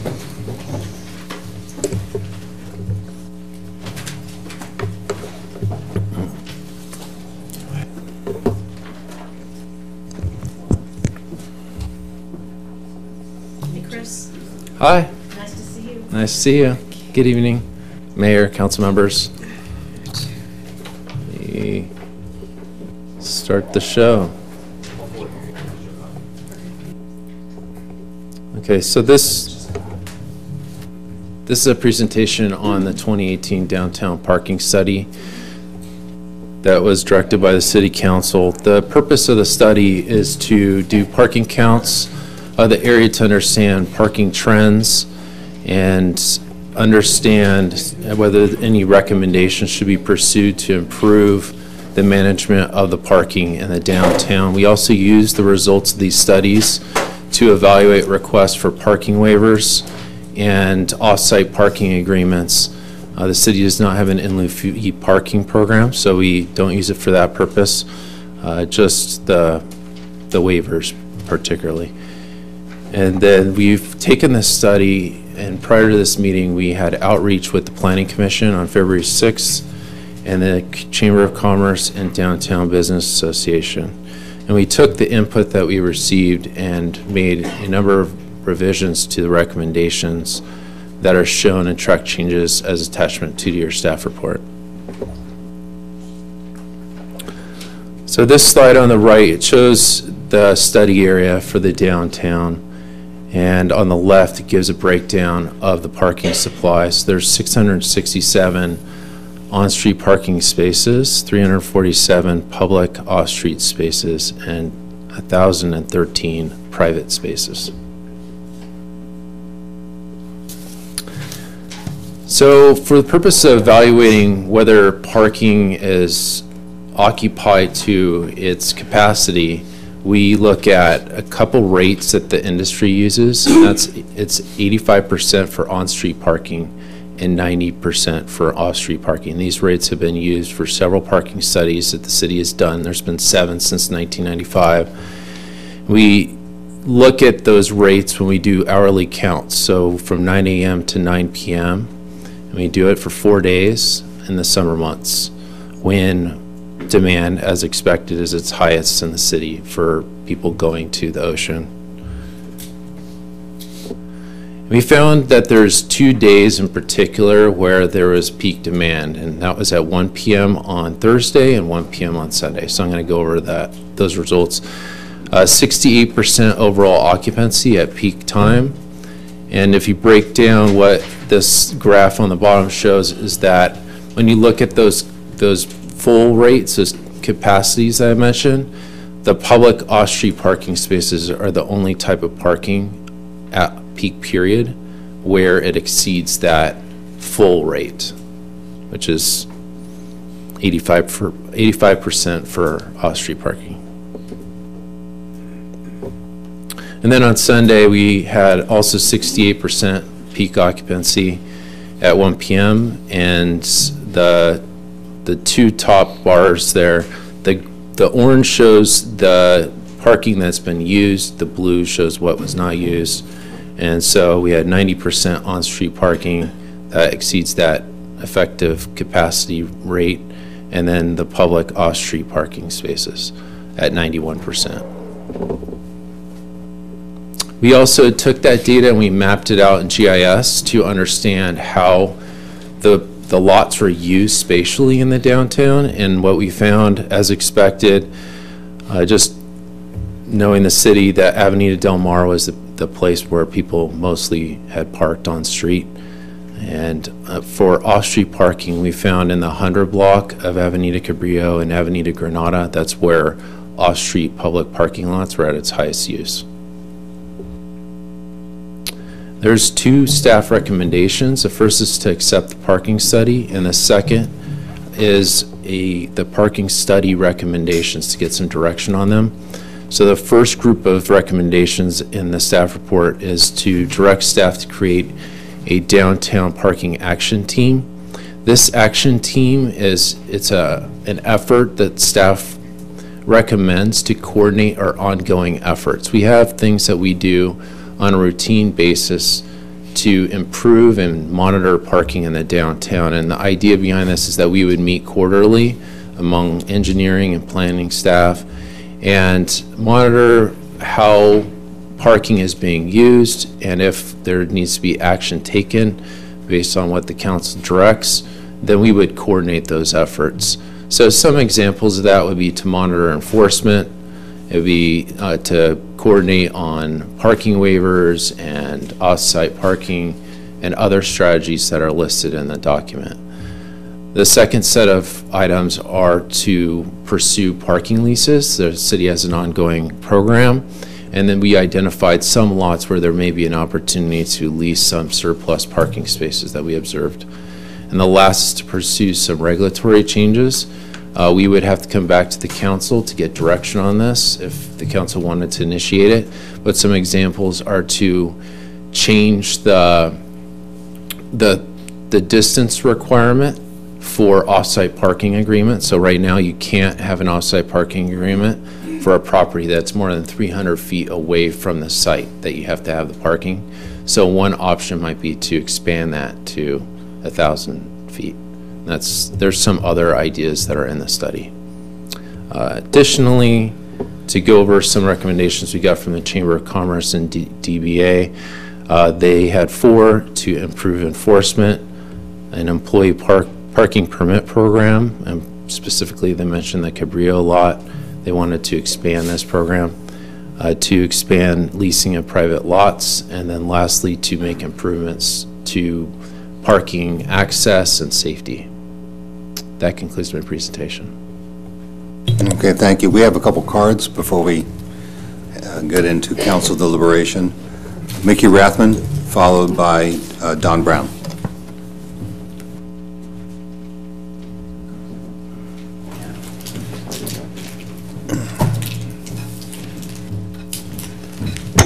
Good evening, Mayor Schwartz, council, friends, and neighbors. I'm Mickey Rathman, a board member of the Downtown Business Association. I guess the good news is that the downtown's busy. A lot of people want to come and visit us, which we're just thrilled about. So that's the great news, that people are supporting our local businesses and helping us generate some great sales tax revenue. In reading the detailed parking study, there's sort of the term that maybe we don't really have a parking problem, we have a parking management problem, which is okay because that's probably true, but sometimes perceptions are reality. So when we have consumers and residents who think that there's a parking problem downtown, well, then that becomes their reality. So we are just so enthusiastic to be able to help and to participate to make it so that people understand that there are parking and to be able to implement some of the great ideas that came forth from the Chamber, as well as city staff study and the Downtown Business Association. One thing that I do want to draw your attention to in the study, it indicates that the Chamber of Commerce and the Downtown Business Association formed a committee and did a study in 2017. It was actually in 2018. So those findings are a lot more recent and pertinent than you may think, thinking that it was just a couple of years old. A couple of other things I just maybe want to draw your attention to in regards to shared lease agreements. In the past, the city has approached some downtown businesses about shared lease agreements, and they didn't have flexibility on the time. So they wanted them to be, for example, 8 a.m. to 10 p.m. And so these businesses thought, shoot, we're busy from 8 a.m. to 5 p.m. We can't do this shared lease agreement, but we would be happy to do it in the evening when perhaps people are coming downtown for dinner. So if there's flexibility in the timing to do these lease agreements with local businesses, I think that we might get a lot more participation, which would definitely be a plus.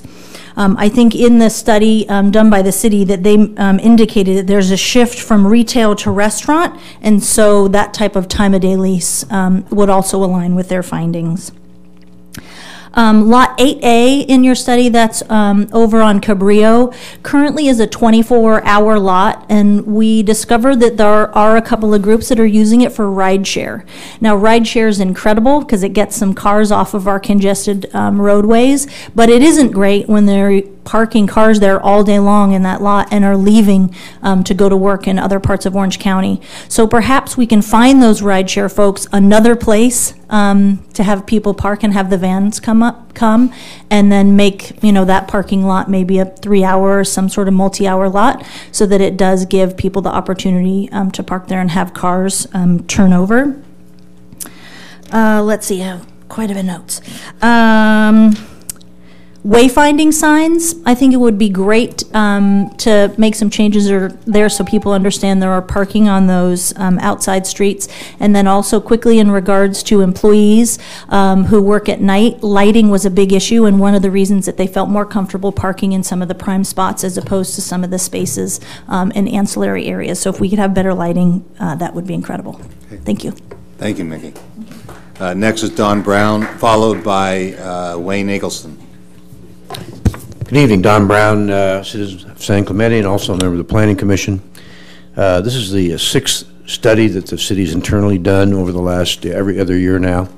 The first study that I got involved with was in 2010. Nelson Nygaard was more official. We spent a lot of money with a professional parking group. We learned from that. Staff has been leading it the last 3 studies.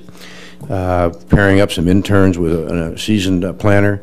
And so it's good data. The process is good, it's solid. You, the council, took the North Beach study 2 years ago and used that as a basis for parking waivers for the Miramar. The data is good. Remember, the cost of perfect data is infinite. You can't write a big enough check for it. This data is good enough. The important thing I want to bring forward tonight with this downtown study is we've been studying it to death. We've got about 8 studies in the last 20 years. Now is the time to execute. Now is the time to say, yeah, I accept your report. I direct staff to start implementing it. Start forming a process action team, pair up with the Downtown Business Association, and task the city manager and the staff to come back every 6 months and give you an update. Make it a closed loop system. And come back, okay, we've executed leases, we've got part-time leases, the Cabrillo lot's been addressed. I'll verify there's 2 rideshare parking all day right next to Nomads. And that can be employee parking or just put a 3-hour parking sign on while we sort it out and then partner with the Downtown Business Association so that we can get customers down in the downtown area parking in that lot and not people parking there all day.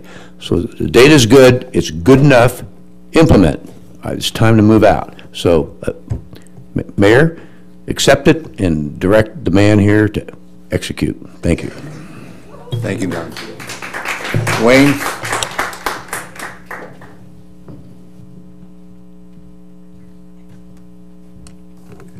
Good evening. I wanted to get and share with you a perspective that I've had since I was on the City Council for 12 long years and the Planning Commission for 4 years. Before we can discuss policy, though, we really need to discuss values. And what do I mean by that? Our downtown is very, very special. On the freeway, you don't see a sign saying downtown next exit. You see downtown village next exit.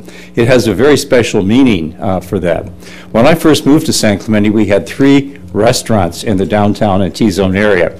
Now we have 30 restaurants, and which includes food service also.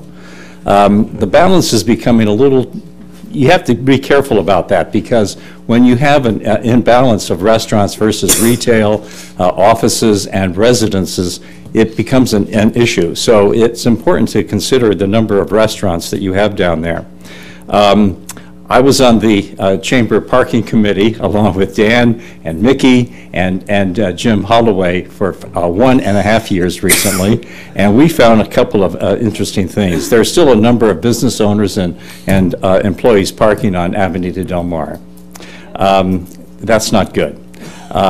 There's just not enough enforcement down there. The RSPs, bless them, they do the best job they can with the resources they have. We need more CSOs or CSOs that actually focus on parking and not traffic reports. But it's time for us at this point, I think, to really consider a professional parking company that's going to enforce parking in our downtown village, the Pier Bowl, North Beach, T Street. Our neighborhoods are the Wild West out there, quite frankly. And maybe with the added enforcement, it would have a revenue that perhaps would fund an additional sheriff deputy. The recommendation that we made was to provide employee parking lot at Cabrillo, which has been brought up before. It is a commuter parking lot. To increase parking enforcement, stay the course with the parking management program started years ago by Jim Holloway. It's been very, very successful. Lease the private parking lots. There's a large parking lot at 209, behind 209 Avenida Del Mar. I spoke with the owner in October. He's willing to be flexible with you to do it after 5 o'clock, which is perfect because there's a Paseo pass-through right there to Avenida Del Mar. What we did not recommend was to increase the time on Avenida Del Mar from 2 to 3 hours, because what happens is you decrease the amount of parking that you have. For example, if you have 100 parking spaces, for example, and you increase it from 2 hours to 3 hours during busy parking time, you actually decrease the amount of parking that you have from 100 to 66 parking spaces. So that's what we didn't recommend. And one last thing, we did not recommend parking meters. I don't really feel that we should be taxing our residents to come down there and have to pay for parking when they have to shop downtown. So Also because it's, parking meters in a small downtown like that, when people don't want to pay, they spill out into the residential areas. So go for it.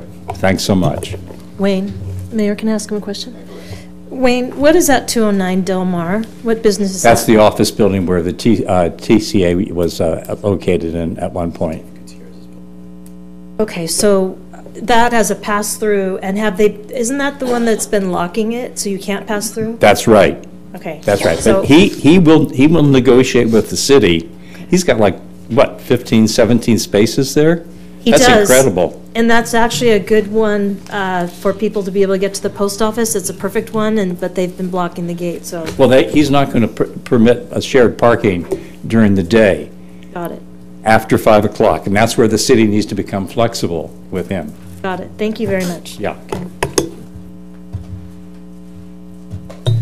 Yeah, I was, I'll kick us off a little bit. I was wondering if if your action task force group, if you might want to include someone from the DBA or the chamber, board, or someone to be a part of that group as far as input goes, because they're all right there dealing with all the merchants and all the businesses that are going through, so they might be able to give you more, also some additional input in what direction and what might be sellable to get the maximum amount of available parking we can out of downtown. So that's just my idea. I think that's a Laura? great idea. That makes a true working group and really involves those who are most impacted, so great idea. Okay. Anybody else? Go ahead, Kathy. I have a couple. Chris, on the ride share, normally we see Caltrans lots in other cities that have ride share. Who's the required agency to have that, to provide ride share in our city? Should we be looking at Caltrans for something like that? A designated location for rideshare. I think we need to collaborate with the Orange County Transportation Authority to start, and then identify whether we need to do more than that. It's just not an organized ride share, right? It's not like that they have a bus, or do they have a bus coming there, or is it mostly just, two people drive there, one leaves its car, or two other people leave their car, and then they all get into the one guy's car and they drive? I'm not aware of a formal bus route, park and ride type place. Yeah, so they're just basically just congregating there to grab and go. It's interesting that they picked those lots to do that when there's so many streets that have available parking where they would blend in more, but. 2 vans, a lot of people. Yeah, so it is somewhat organized, that's what we think. I don't know why we can't find them, but I guess we can't keep them out of it, But if we end up going to, reducing, even if we just reduce it to 4 hours, they're not going to be able to do that. So that might be the best way to go, something like that. Okay. Which the group is going to study. Okay, so the other question is the parking waiver question. And I'm concerned, we were looking at parking in downtown as a whole, and that was great because we've added a bunch of restaurants and we just did a bunch of waivers. But now we're exceeding the level, correct? Where we should be looking at, we should not be doing waivers. We should look at that a little bit harder than we have. So I'm wondering if you're looking for direction on that, because I saw the wording added that where appropriate in the waiver policy is being recommended to be added to the parking waiver. And so I just want to know, how does that protect us if all of a sudden somebody wants to come in with a restaurant and they need 8 waivers? Are we going to have where we have discretion on that? Yeah, so there is some additional text, put it in the parking waiver recommendation, you're right. And the idea behind that was to allow the community development, the zoning ordinance allows for the community development director to review a certain amount of parking waivers. I think it's 2. And the thought behind this is whenever we get parking waiver requests, we really do use this data. And so we look at, if you were to take the Zoe's restaurant project, for example, that's the most recent waivers that were proposed. We looked at the results of where the waivers were requested in relationship to the data that we got from the last parking study.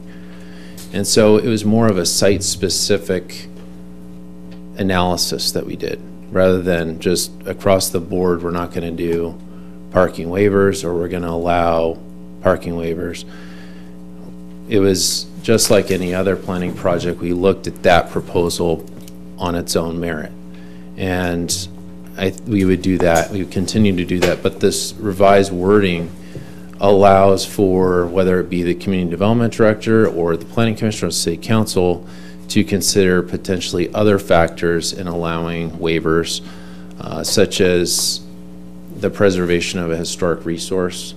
And right now, when you look at the wording that's been used before, it's very black and white. If you don't open up parking on the site to public use, then there's no way you could do parking waivers. So we're recommending a little tweak to that policy, not with the understanding that something would always have to come back to a decision maker. Okay, I'm concerned on that. We've added a lot of restaurants and that's great, but then I hear from some businesses down there, offices that just want to add an office. They already have the people working there and they need parking waivers, like 2 waivers to do that. And they said that they were being turned down. So I'm just concerned that if we're at that it's equal across the board who's getting the waivers. And Mayor Eggleston also said, be careful with how many that we have. We still need the other businesses down there also, and our people be able to have businesses. The only other comments that I want to make real quick, Council, is I'm concerned, if I can just weigh in on changing the lots where these parking standards are made smaller.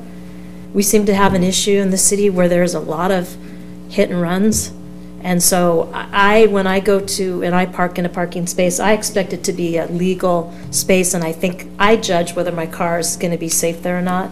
But some of these lots, maybe it would do, it's just a comment I'm making, is just be really careful, because we seem to have a lot of these where people back into other cars and they don't leave a note. And it happens quite a bit. So I want to make that comment. The other comment is that the downtown, the DBA has to have and the business has to have a buy-in on what you guys do, because the employees have to stop parking on the street. They're doing that, and so we have to have some type of buy-in if we're going to start trying to lease more lots and do that. I want to see some agreement on that. The other thing I want to mention, what street is the fire station on in downtown? Victoria. Okay. What is the street behind Victoria? Rosa. Okay. On Avenida, I believe it's Avenida Rosa, there is a lot. It's actually a double lot. It's dirt. That is dirt. Well, it's asphalt, but. Is it asphalt? It actually is asphalt. It's a bunch of weeds right now. I know. Okay, so this lot asphalt disrepair. Backs up to a street, a business on Victoria that actually has an easement across this lot. They say they do, and they're using it right now. I looked at it, and the gate's open, and they're using this easement. That lot, those 2 lots to me would be hard pressed if there's an easement there to build anything. And it would be the perfect parking for employee parking to go along the alley and get in there, or for a long-term, for a long-term lot. I'm just thinking it's a perfect spot. Would you please look into whether there is the easement across the lot? It's a double lot on Rosa, and it's the only lot I think that's vacant right now. Probably like 142. If you look, the address. The business behind they're using it as a driveway. It'd be a perfect aisle with parking to get in there. I mentioned it a couple of years ago, and a realtor told me they didn't look, that it was for sale, but I think the city should really look at that as a long-term solution. I just would like some definition, final determination of whether there's an easement and we should look at it, because it's not selling. I think it's because of the easement. Is So, this, excuse me, is this Avenida Rosa? it's on Rosa, and I'm sorry I get the streets mixed up as we go longer, so I. We have it up there, I'm though. it's pretty Rosa. sure I know the property, and if it's the one I'm thinking of, it has an easement, but we can check into it. So I just think the easement makes it ideal to be parking, because it'd be hard pressed to build anything else. And at maybe the market value, we could get that for the city. The other thing, one last thing, is. Said that before. I think, I This don't is know. your if- other one last thing. My other last thing is, I'm sorry, is the parking. We really need to look at parking enforcement and maybe privatizing it. And so just know that. I've got that down. I That's wrote what that we, council direction, we want to look at that. Yeah. What can you? Well, we want the PAT, the team, also look at what's the options are for privatizing enforcement. Privatizing it, What okay. we're talking about, and what our net would be income on that. Okay. And by the way, Christian, we've closed public discussions on this topic, so I can't bring you up, but you can come up in public at the end of Oh, yeah. Yeah, so I support what you're saying, Steve, about the bringing the DBA. I think DBA has the biggest voice in this issue. So short of building a parking structure, I'm supportive of whatever the DBA wants to do in terms of downtown parking. They're down there the most. They have the best perspective. In terms of flexibility and granting staff and the DBA to work together, I know in years past I've talked to property owners that had concern not about the lease price or the leasing hours, but their ability to maintain and clean the property adequately. And so if we can direct any flexibility in terms of leasing these properties, my hope would be that we direct as much flexibility as possible. And cleaning would be one of the things on the table. I know that's a concern in years past. The radius of parking waivers, I'm supportive of staff's recommendation to go more than 300 feet. 10 years ago, if we all sat around, I don't think anybody would have come up with Lyft or Uber as an idea. And 10 years from now, there's going to be even more ideas that come on board. We're going to be seeing scooters here, I'm sure, sooner than later. So I'm supportive of expanding that as well. There's always already a rental happening in Exactly. today for. Well, I meant like those rental place. speed scooters, the ones you leave on the corner. We'll be dealing with that shortly, I'm sure. Anyway, so I'm supportive of it. Great job, staff, and DBA and Chamber, thanks for coming out. And there's some people that decide they want to drive these humongous cars, Kathy, so they do have more trouble getting into places. Would that be a four-door Audi full-size? Would that? Yeah. No, I'm looking more of a. I have never hit another car. Great, thanks. So thanks again, Chris. I know several of us, Gabriel, met with the DBA already about a lot of the parking recommendations, so I was happy to see those get included in here. I think I worked on this issue for a year and a half with the Chamber and the DBA, so I'm happy that those are being included. One of the things that wasn't included, I've been talking with Cecilia about it, is an in lieu fee program.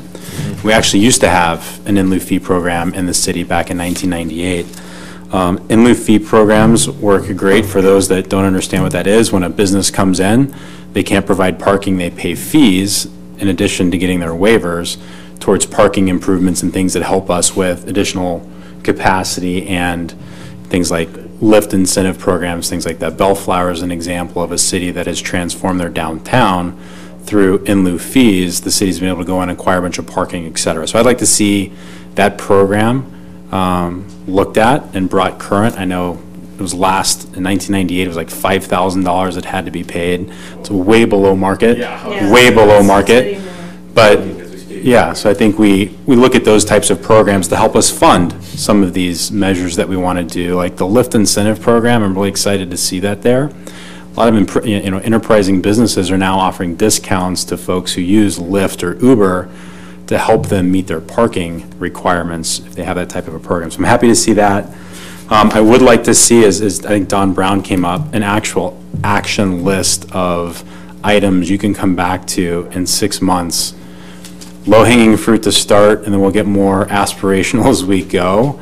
But the leasing program is somewhere where there's a lot of capacity out there.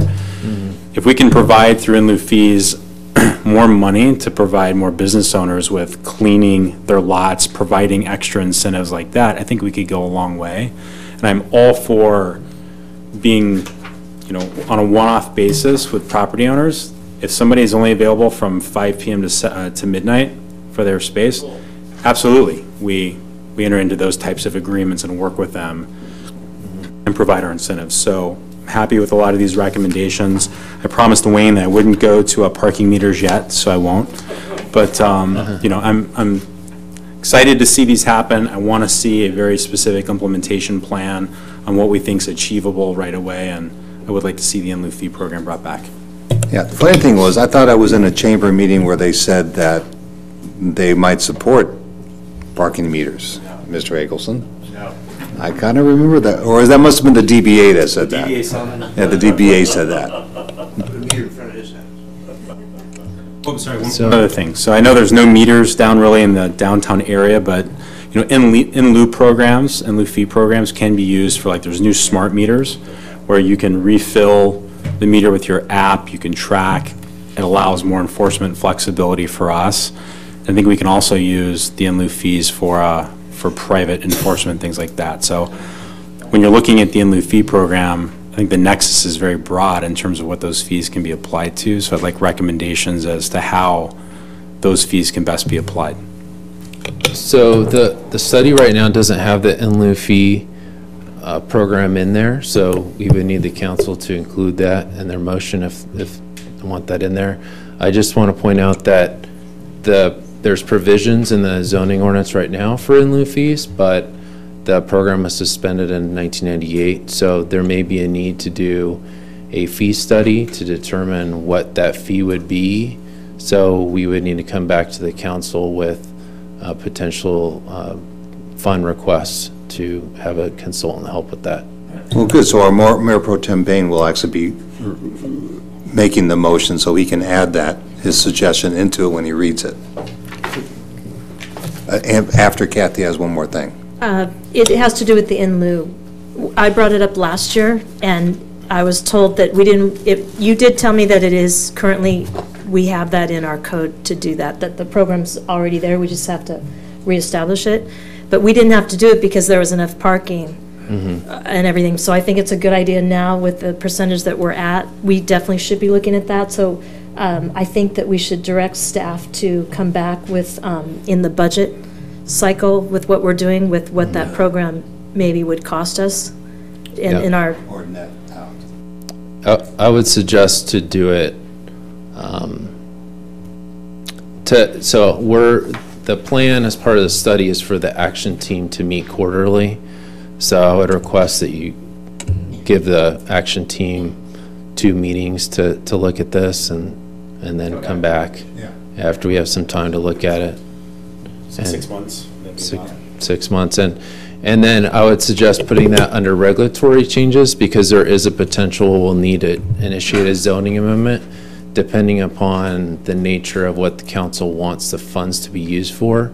So while we have provisions in the zoning ordinance, if the council wants to use the in lieu fees for certain types of improvements that aren't already in the zoning ordinance, so like there was mention for, I'm just, rather than me go down this thought pattern, I'm just saying I would suggest that you put it under regulatory changes, because we'll have to come back to the council in 6 months and we can look at this issue further. Well, he can put in his recommendation, the staff determine where it should go.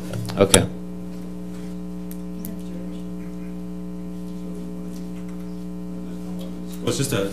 I just want to make sure the amended motion included your suggestion to include a representative of the DBA chamber in the DPAT. Okay, thanks.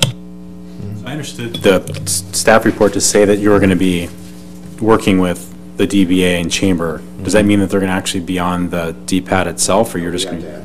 Okay. All right. So the downtown planning liaison would be part of this group, and then I don't specifically mention in here that they'll be as part of the team because it's a staff team, but the intent was always to include them in discussions. So it's a staff focused team, but that we would have regular meetings with them. So instead of putting them on the team, why don't we ask that before the team comes back with recommendations, that the DBA at a minimum has the ability to go through and make suggestions just like they have tonight? Yeah. And that's included in the record. Coordinate yes. the team with the DBA, so that when you come back to us, you've got a coordinated recommendation. Yeah. That makes sense? Sure. I think the thought behind this was that we have a downtown planning liaison that works with the DBA regularly, and that they would be the contact person between the city staff and the DBA. Yeah, that's fine, as long as you get it by them so that we don't end up with like 6 people from the DBA and out there saying, well, we didn't like this one part. Yeah. Sure. Okay, all right. Dan, would you like to? Sure. So I'll first move that we accept the 2018 downtown parking study, and 2, direct staff on the study recommendations in attachment 2 with the following additions. So with the downtown parking action team, I want to make sure that staff is coordinating with members from the Downtown Business Association and the Chamber of Commerce. That before they come back with their recommendations in 6 months, they will have run the recommendations by those groups to get their input. Through each of these. And then in the regulatory, go back to this, to the regulatory changes that we add, that staff look into the in lieu fee program. And Chris, I'm just going to add, I know you wanted us to tell you how we want the money spent, but I'm going to put it on staff to make recommendations to us as to how you think that money is best used in terms of what we're doing here.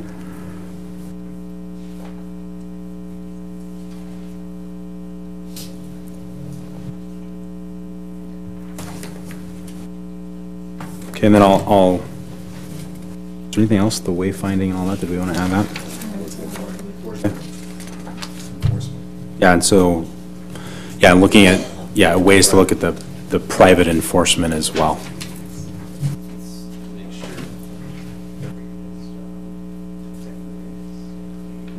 I think that's it. Just to make sure I cover my bases here. So under the, let's see, page...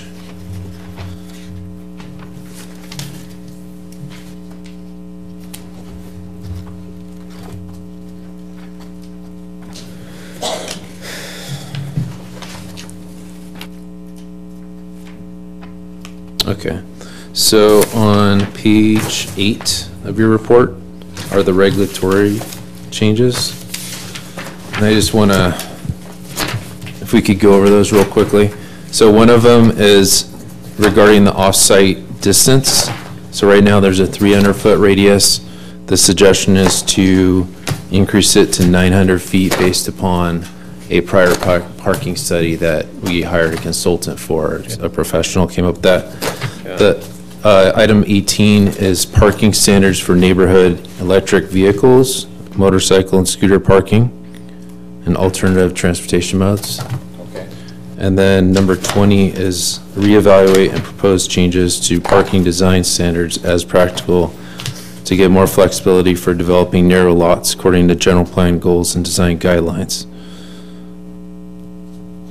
Okay, I have a question on that, Mayor, if I might, because I read that wrong.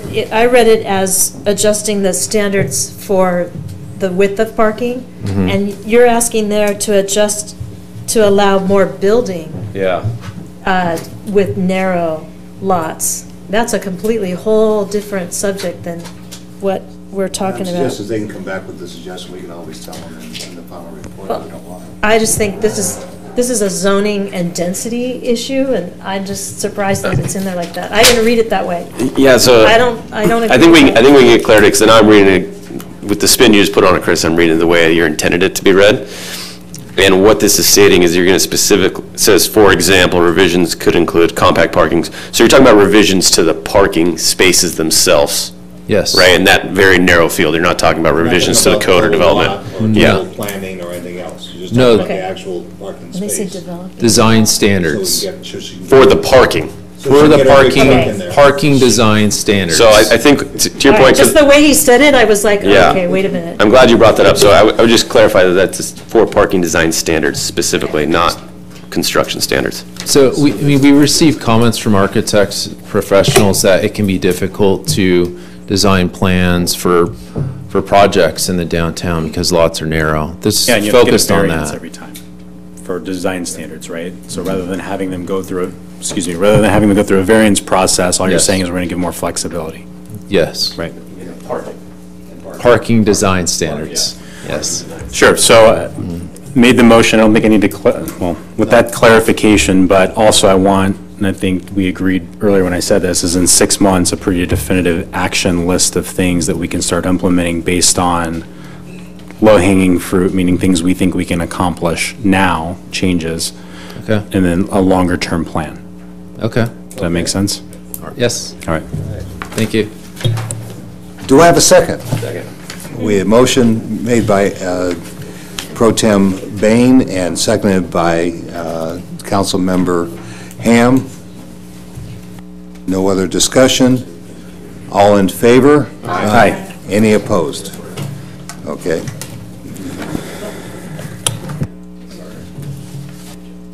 Okay, and next is the 2018 North Beach parking study. Hello again.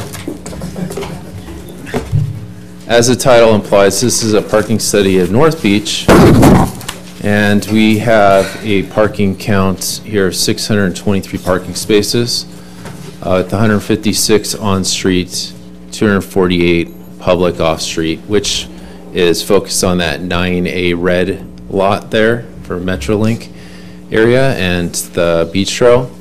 And then the private off-street is 219 spaces with 68 on-street spaces paid and 237 off-street with meters. So similarly, we reached out to different groups, including the North Beach Board of Directors, Planning Commission, Chamber of Commerce, and we took in input and made revisions to recommendations to respond to comments. The methodology for this study is similar to the last one I discussed, so I'm just going to go to the next slide unless you have a question.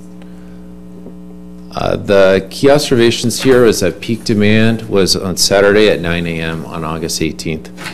We concluded that there's sufficient parking for North Beach, so we don't have recommendations like we do for the downtown area. I'll get into the recommendations soon, but the focus of this area is much different. Use of the parking is not evenly distributed. We found that most parking is used near the North Beach Beach Club and the casino on weekends when there tends to be events in that area.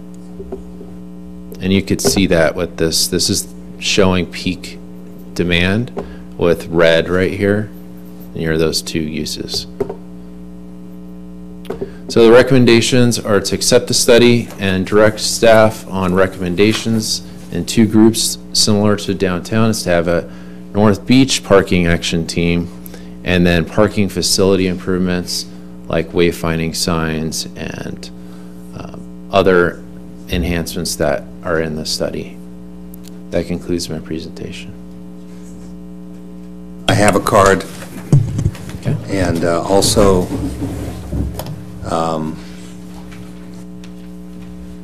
Christian, you just said parking, you didn't say, so would you want to be talking now, or do you want to wait till the end? I can wait till the end. Okay. So, Mr. Malamud. It was an excellent study. I think it was accurate. What surprises me, it doesn't mention the Nelson Nygaard study, which the city used 3 years to hammer against us when we sued the city. The Nelson Nygaard study said there was a lack of parking in North Beach. The city emphasized that in court, at trial, and in appeal, that we had a shortage. We were going to not have parking. I'm glad the staff does better studies than Nelson Nygaard appears to have done. On the respect of paying for lots, why don't you lockbox 10% of all parking meter revenue? Over a period of 5 years, you'll have a few $1 million that you could then buy parking lots downtown. That seems the most simple, creative way to fund parking downtown. I know it's a previous item, but lockbox 10% of our parking revenue. We shouldn't be fining people. That's crazy stuff. As far as the current study, what troubles me, the only part that troubles me is the last part that wasn't mentioned here, which is 16 recommendations. We don't have a problem in North Beach. We shouldn't be using staff time to continue to study this problem until there becomes a situation where we have a problem. Let's vote for the study and against the 16 recommendations. Let's not do anything. Let's not waste staff time on unnecessary items. And they've recommended 16 separate items. Let's use common sense in this town. This staff does a great job. Let them do that job on the downtown study where they need it, not in North Beach where there's no shortage. And by the way, if you look, I'm not sure, this was years ago, but when the casino was granted a parking waiver, 64 spots as I remember, and the city said they'd pay for those spots, they granted those within 1,000 feet of the casino, which was illegal under the code, which is either 300 or 500 feet, depending on where it is. So this council actually approved illegal parking. Having said that, what a great idea. Let's make it 1,000 feet, the same as the casino, everywhere, and let's get parking that we need. The other thing I want to comment on with regard to any parking study, it doesn't make sense that 3-hour parking versus 2-hour parking reduces parking. People just move their car.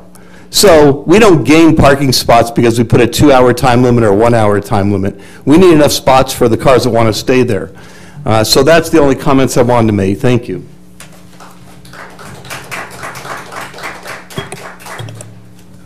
You want to make comments? Yes. Great job by staff. The biggest issue that I want to see implemented this evening is recommendation number 15. We've talked about this multiple times as a city council through other issues, and I want to see this one actually get pushed up because I think it's an issue that we get complaints about all the time. Establishing a parking benefit district for the residential neighborhood located off of Boca de la Playa, and I would expand it all the way until you start to hit basically a grade coming out of Boca de la Playa in all directions. It's very similar to what we have down in the Calafia loop, and the California Coastal Commission last year recommended that we do it in this area, so I think it's time that we actually step forward. I think aside from that, I think we do have an adequate amount of parking today in North Beach, but in future years, this will be a study we look back on and say, hey, these are some things that need to be implemented. So I asked to move 15 up to number 1. Dan? Should we add ladders for George to that one, or? She brought that up. Sorry. That was why you had your light on? No, it wasn't actually. I wanted to make sure that the study, because I didn't do a super deep dive, but I wanted to make sure it did consider the beach hut and the new uses that's going to be put to Ichibiri, all of those new businesses coming in. We included those in this evaluation, right? We did parking counts based on the uses today. But we did look at, we put in our observations the vacant buildings. We mentioned Miramar Theater parking waivers and the need for future studies to anticipate those changes. Sure. So the only caution I have is what you see on the ground there today is hopefully going to change with Moulin coming online and some of the other businesses down there. So I think just saying long term that things are fine there, I'm not quite as comfortable about that. It's also an opportunity zone now, North Beach is, believe it or not. So that's going to encourage a lot of folks down there to do a lot more with those properties. So I don't think it would be a waste of time, to implement some of these. And I find moving 15 up to number 1, but I guess the question I have is an in lieu fee program something that we want to consider for North Beach as well? Does that make sense there? We've issued a lot of waivers down there, rightfully so, because of the historic properties.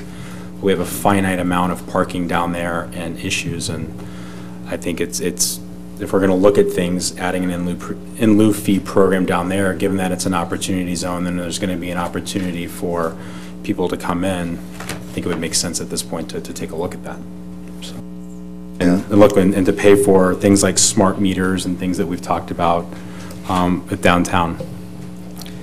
Yeah, I'm just wondering about the timing, because you're on a 6-month clock now to do the study for downtown. And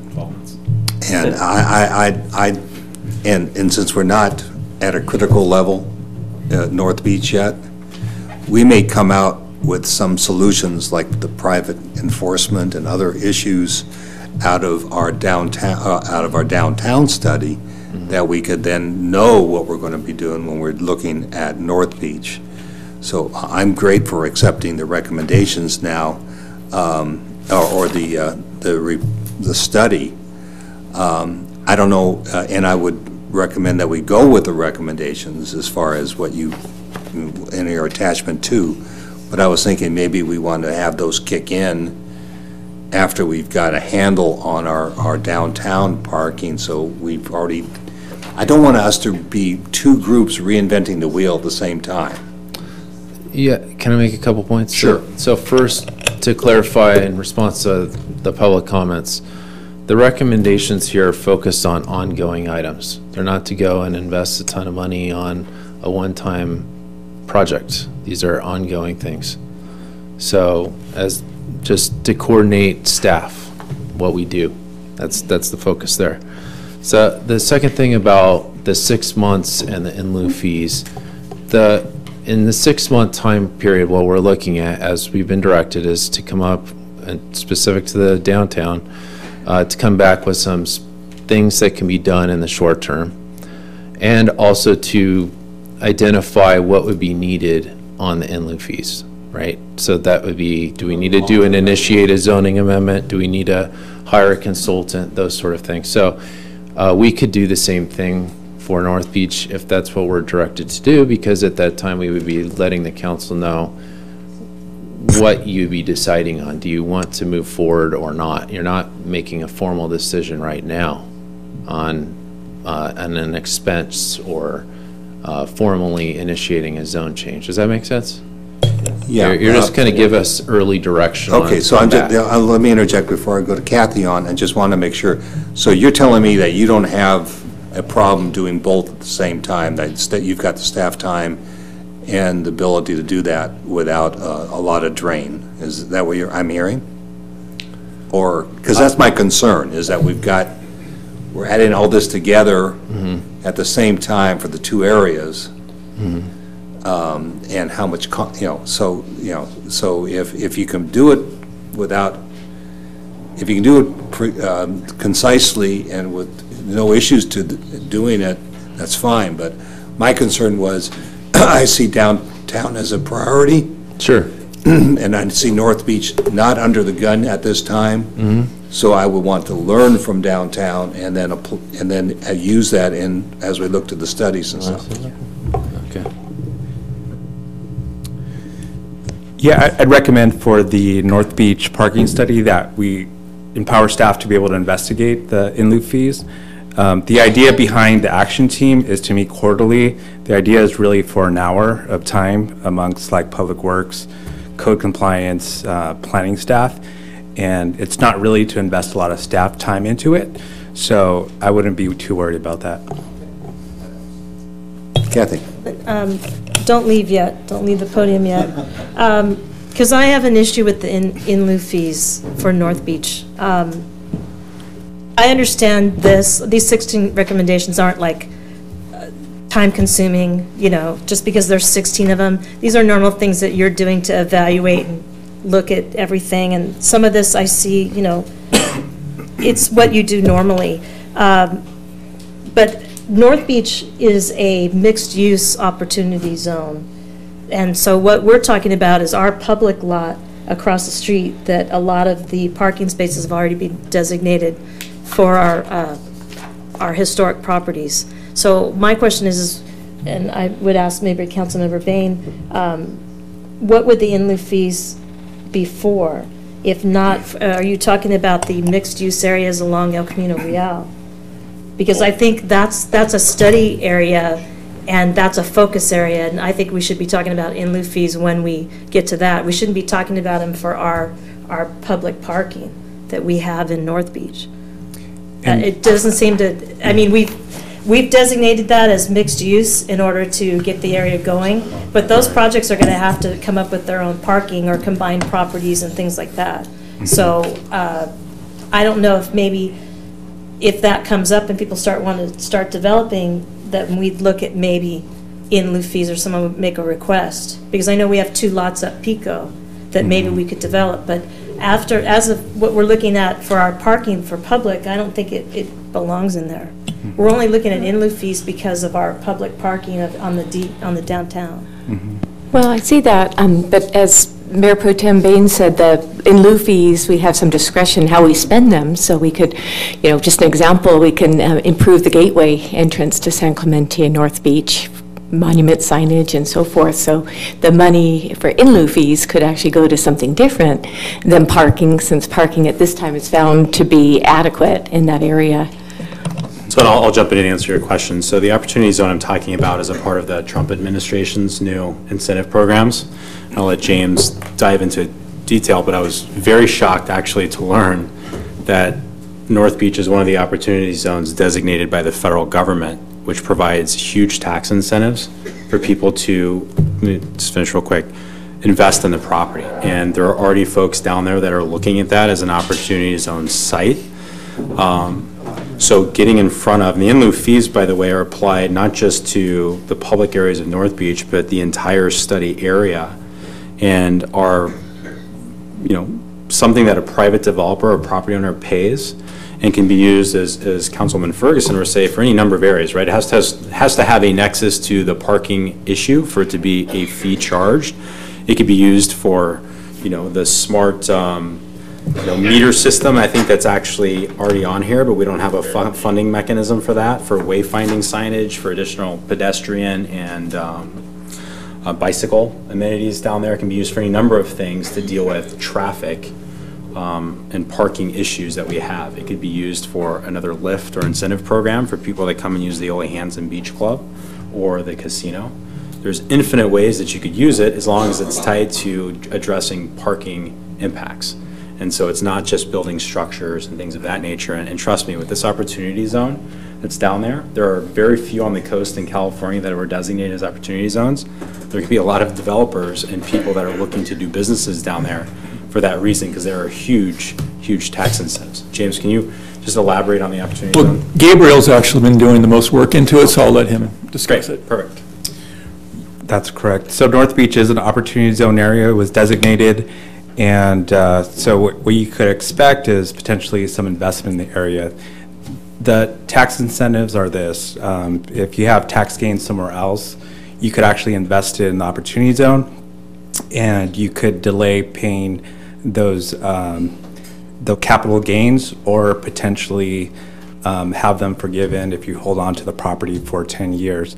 So someone that makes the investment in the opportunity zone, they have to buy the property, but they have to substantially improve the property over a 30-month period.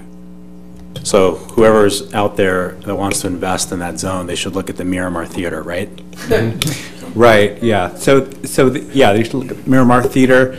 And if you look at other properties, they're small properties, and so they're going to have challenges with parking, and that may be where in lieu fees comes in. Well, that's my point, is in lieu fees also reduce parking. Yes, we can use it for different things, but it means somebody's building because they're not providing parking. And that's what I'm speaking of. Well, so here's the thing, Kathy, about it. I think where we need to support is, first off, we're not going to make the decision here tonight whether we're going to move forward with it. Mm-hmm. But secondly, I think there's all types of caveats that we can tie into it. So like the one that I'm thinking of, you can have up to, say, 10% of your parking requirement could be in lieu fees. So that way, we're not having a substantial impact on the parking detriment in any part of town. And all those things can be worked out when we get to that point. I think we'd keep it as an option on the table right now. It just gives us more tools in our toolbox. No, I think it's an option. I just don't want staff direction that we're looking at in lieu fees. That's what I thought was premature, that we're actually considering it tonight. No. Back to us. Okay. Yeah. All right. All this is coming back to us. Okay, the last thing I had asked is, there's a new bill, Senator Wiener up in San Francisco was looking at corridor and higher density, and I asked for staff to get back to us on that. Is there any word on whether we need to take a position on that? Because now I'm hearing that Trump has made it an opportunity zone. We haven't been notified of that. We got notified like 6 months ago. It was buried. It was buried. It wasn't anything you would have noticed. Trust me. It was. Thank you, because it was ridiculous. I didn't get it. So it's our entire area. It's the entirety of North Beach. It's got a pretty interesting outline to it. It is. Yeah, it's. I'll resend you the map and the link to the state website that has it. It's basically from El Portal down ECR to Pico. It doesn't include the 7-Eleven, and it doesn't include the gallery site. But, yeah. Anyway, I would like to go ahead and get this moved, if possible. I'll make a motion. Okay. Are we adding, we're not adding anything to it, are we? Number 15 is number 2, by the way. Well, we added in with fees, right? We're going to add that for them to look at also. Why don't you go ahead and make the motion because of the fees, but I'll agree with the number 15 also, because we promised the neighborhood. Yeah. Two or number 1? No, number one's 1. making the team, so number 2 should be Yeah. the first thing to do. So I'll move that we adopt, number 1, we accept the 2018 North Beach parking study, and then direct staff on the study recommendations, adopting the recommendations, moving number 15 to number 2, and then adding, I guess, a number 17 to look at a county fee program for the North Beach area. Second that motion. Do I have a second? Yeah, she is second. Oh, okay. So I have a motion by Mayor Pro Tem Bain and second by Council Member Ferguson. If there's no further discussion, all in favor? Aye. Are there any opposed? Motion carried unanimous. We got 5-minute break.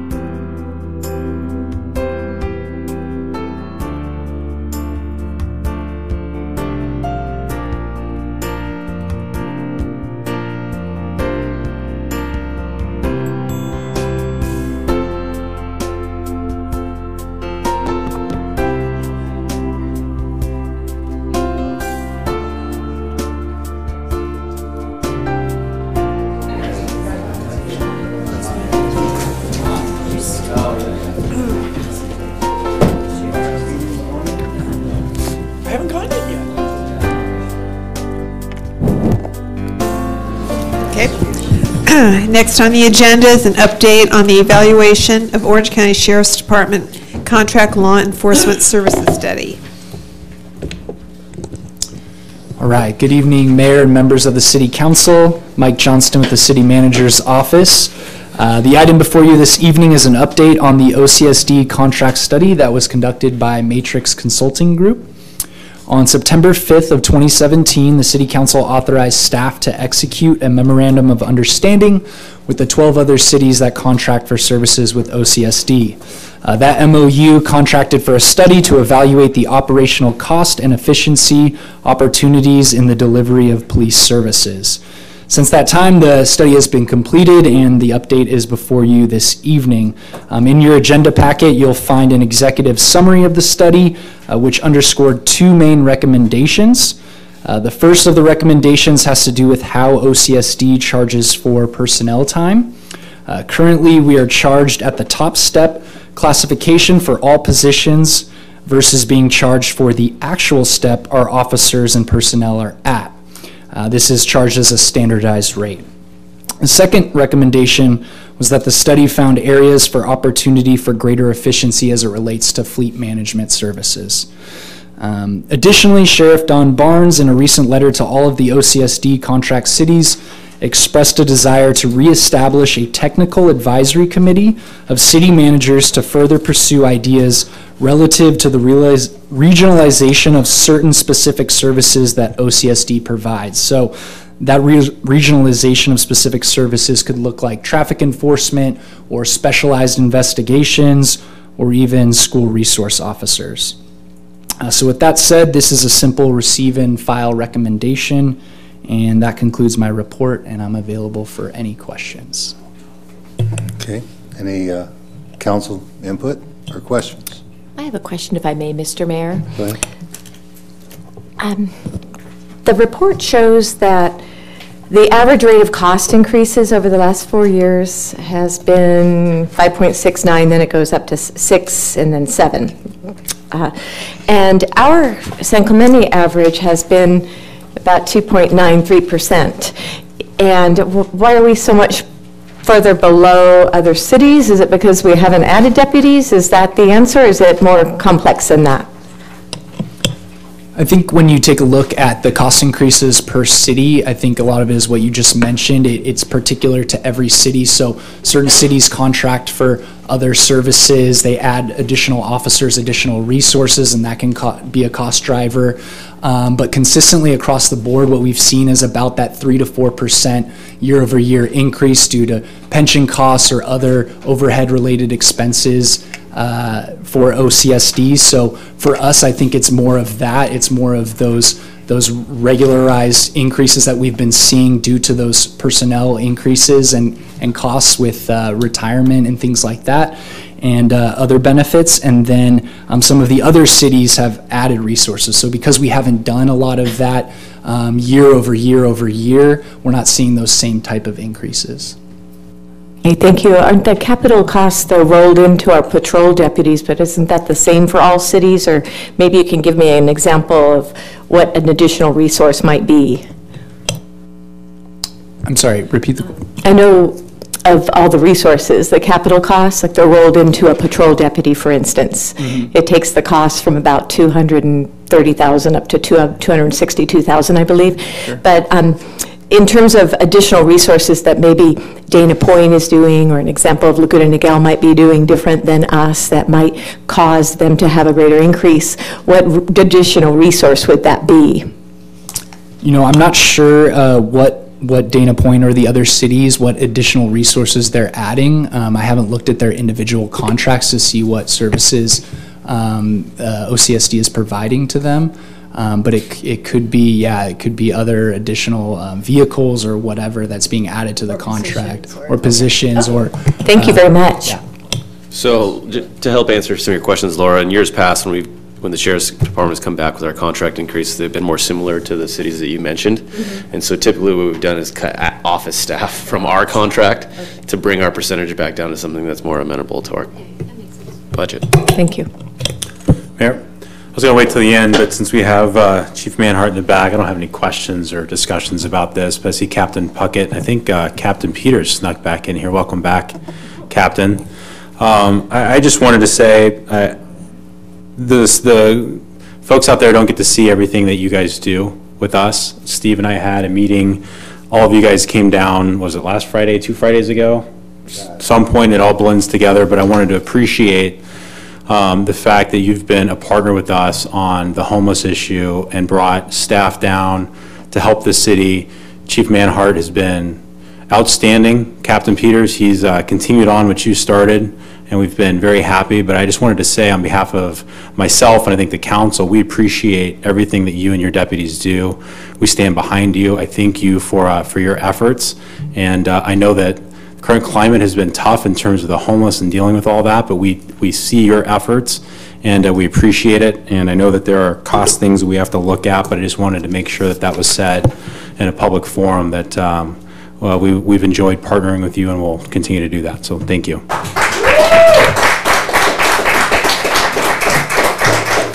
Go ahead, Kathy. I wanted to say that I appreciate seeing that Sheriff Barnes is willing to look at cost savings that were identified as possible, that maybe they could happen. We're not sure that they could, but we definitely need to try to do that.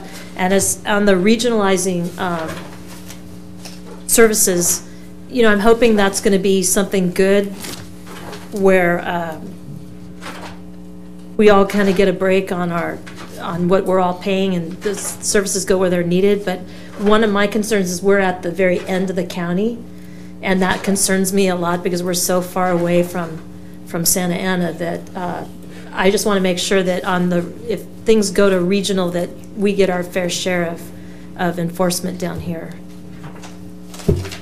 That's what I'm worried about, because we have a lack of county services down here at the end, which we've never really asked for. We've had to go out of our way to have residents even figure out what the county does for us. But at this point in time, we would like to see some of those services in our area. And by the way, the chief in our meetings did, I mean, they came forward quite a bit and talked about the resources they're going to bring down here once we get things lined up for them. And so we really, that's great, and we appreciate that. And by the way, Captain Peters, it was nice to see you on TV the other day. That was very interesting. Is he the information officer also? Because he seems to be commenting on the newspaper article. I don't know, but he seems to be everywhere I look. All right, if there's no other further discussion on this, I'll entertain a motion. Anyone feel like reading the motion? I'd like to make a motion All right. to receive and file the analysis of contract law enforcement services, costs, and methodology for Contract City study prepared by Matrix Consulting Group. I'll second that with one comment, and that's just on page 2 of the actual agenda report that came from Matrix Analysis. It shows an outbreak of every single police department costs per city. And so I hear all the time people want to start their own police department here in the city of San Clemente. This would be a great resource to start and see how much more money we'd be paying to establish our own police department. So that's on page 2 for residents. And with that, I'll second it. Okay. We have a motion and a second. Is there any other additional discussion? With that, I'll call all in favor? Aye. Are there any opposed? So a motion carried unanimous. Thank you. And next is consideration of Assembly Bill 1273, BRO, Joint Exercise of Powers Agreements, Toll Roads. All right, hello again. Mike Johnston, Management Analyst with the City Manager's Office. The item before you this evening is a consideration of Assembly Bill 1273, authored by Assemblyman Bill Breaux. The bill, as amended, would limit the expenditure of development impact fees to the maintenance, operation, or financing of a completed toll facility that is in service on January 1st, 2020. The bill would also prohibit JPAs such as the TCA on or after January 1st, 2020 from constructing new facilities or toll roads and from incurring any new bonded indebtedness.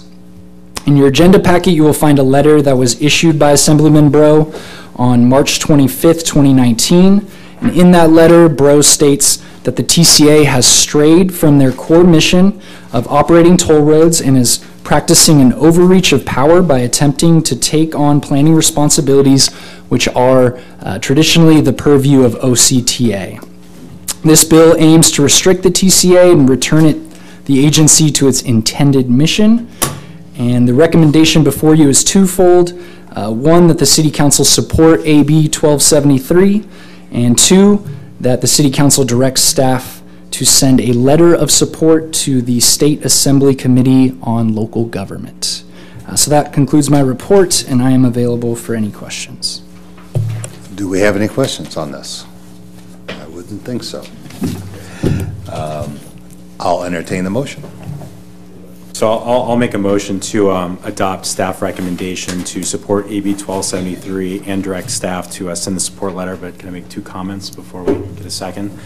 So for those that watched TCE meeting last Thursday, it was contentious. This was a big item there. I appreciate James for waiting for us to actually approve a letter before you send it off. This bill, I think there's been a lot of misinformation. There was an article by Frank Urey that came out in the Register. No, this bill is not about not building more roads or hamstringing any agency in Orange County. This bill is about making sure the TCA stays in its lane and does what it actually was enacted to do 30-plus years ago. It was actually a pun. Thanks, Brad, for catching that. So look, OCTA is not just traditionally the one that does regional mobility. They're actually the statutory body that is supposed to be doing regional mobility projects. They have the ability to take a more holistic approach, which we've talked about. So for those residents out there that might have been confused by some of the statements made at the TCA meeting, this bill is a limited government bill. It's about keeping an agency that was designed for one very specific purpose to stay on that specific purpose. So any assertion by anyone that says this is taking away local control is just wrong. In fact, I think the TCA has gotten into exerting their control over localities. They're not interested in local control. If they were, they think they would listen a little more closely to what we're saying down here. So obviously I will support this, but there's a lot of making the motion. I hope you can support it. There's a lot of misinformation, and unfortunately I didn't get a chance to finish a lot of my thoughts on Thursday, so I'll finish it here. I have a motion with a rather extended comment. I was going to make a comment and second on it as well. Okay. Might as well. I brought this up before. I don't know if it's this council or the previous council, but one of the biggest issues I face when I leave the city of San Clemente is people are under the impression that the toll road is still going around San Clemente, and they don't understand why San Clemente is in such a feverish fight against the toll road. So if anybody's out there listening that has friends or family that don't live in San Clemente, they need to discuss the facts with them, and the facts are they want to build a road through on top of crushing the city of San Clemente, and for some reason that information is not out there, so I second it. Thanks for the clap. All right, so it's been motioned and seconded and commented, and I believe I have more comments. One last comment before you take a vote. I want to apologize to Laura and Dan for the meeting because it was contentious, and it is typical of how they act. And it's very sad because our city was one of the first cities in this Joint Powers Authority. We are one of the first cities involved in it and worked with them, and we gave all of our impact fees for years, and we've complied with everything, including 2 resolutions from this city that TCA needed to do their alignment. What's in the paper, it says that this threatens future mobility of Orange County. It does not. It does not. But I want to definitely say from our council that we appreciate Bill Bro for stepping out and doing the right thing and trying to bring some order to the planning of Orange County, because at this point, I didn't know if you noticed, but on the Oso Bridge, no, I'm sorry, the 24191 agenda item that was before you, OCTA wasn't mentioned at all. It was only Caltrans and TCA. And up until that meeting, all I saw while I was on the board was we are in partnership with our partners, OCTA, Caltrans, and our partner cities. And unfortunately, that is not what's happening. And I'm hoping Sacramento will pay attention to that, because it is not happening. And it was evident when you were trying to speak that they are not trying to take control and do what's right. They actually said it. They had one of their people stand up and say that they knew that OCTA had to approve them doing things, but I think if you see what they're trying to do on the 241-91, that is not the case also. So many thanks to Bill Breaux for being an outstanding representative of South County. So, after that long-winded second, if there's no further discussion, all in favor? Aye. Are any opposed? Motion carried. Oral Communications Part 2, I have one card. And you still have? I have some other cards. And you're not allowed to come up and talk. No, you're not. I'm not calling you. I will be speaking. You are stopped. I will be speaking, so you can stop me and throw me out. Like, get counsel, I have the right to ask counsel. Mr. Mayor, if I may interject, I've been at a school board meeting where they actually changed their rules. This is a couple of years ago, and it had to be a vote of the board to change their rules. I'm not changing the rules. I'm using the rules that we currently have. But it doesn't read that way. And we need to vote at the board that people can't vote twice in a meeting. No. Well, I'm going to, You can do what you want, but that's it. well, okay. Well, I won't be participating up here at the moment. I'll be leaving the meeting. Please note that I'm leaving the meeting because we're quashing And then after public Francis will be speech. Michelle Doyle.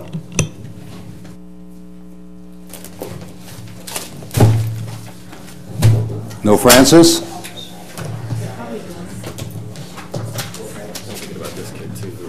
Yeah, I got him here. Hello, thank you for taking your time out to hear what I have to say. I actually moved here about 3.5 years ago from Irvine. Love it in San Clemente. Yes. Thank you. Can you hear me? I love it in San Clemente. I'm actually on the board of directors for Sea Summit, which is the new community right across from the outlets and right above North Beach. My biggest concern right now is we do have a lot of homeless issues. One of my main issues is that right now we're currently having to raise our HOA dues in the community because we have the homeless people climbing over our fence and sleeping in our clubhouse, using our facility, taking showers, and so therefore we had to get patrol masters or security to be able to come in and throughout the evening and day kind of check on the clubhouse to make sure they're not just sleeping there or hanging out. So that's one major issue I just wanted to discuss with the homeless issue. But also, not only that, it's a private clubhouse. I understand in the public areas they are welcome to basically use the trails, which we have quite a few benches on the trails, which is concerning, and I've actually walked the trails and they'd be sleeping on the community public trails. But then they find their ways to the parks, where I've noticed more and more in our community there's no children playing in the parks. And I think that's the reason why, is because we're just so close to the beach. We're, I think, 0.4 miles from the beach, and just a straight shoot up on those staircases, and there's like 4 axes to get up there. The next thing is being in North Beach, the train, using the Metrolink and the Amtrak. I love using the train to go down to San Diego or to go visit some friends in Irvine if I don't feel like commuting via car. So, but it's also has quite a few homeless people, and it's not a comfortable feeling while you're waiting for your train to be able to be approached by different people that are either intoxicated or on drugs and basically mentally challenged due to their substance abuse. So with that said, it sounds like you guys have already heard many people talk about the homeless issue, so I really do hope that we can be active and find some way to figure out what we're going to do. And Sea Summit would love to also be proactive, since we are so close and that community is so close-knit. I could work with the board of directors to see how we may also be able to participate to help the community out. Okay. Thank you. Michelle Doyle, and then Ken Orr. I just spoke, sir. Okay, so I guess the first one wasn't here. Ken Orr? What was the first name? Francis. Oh, Francis. Yeah, she Okay. After Ken will be Susan Smith. Yes. Hello.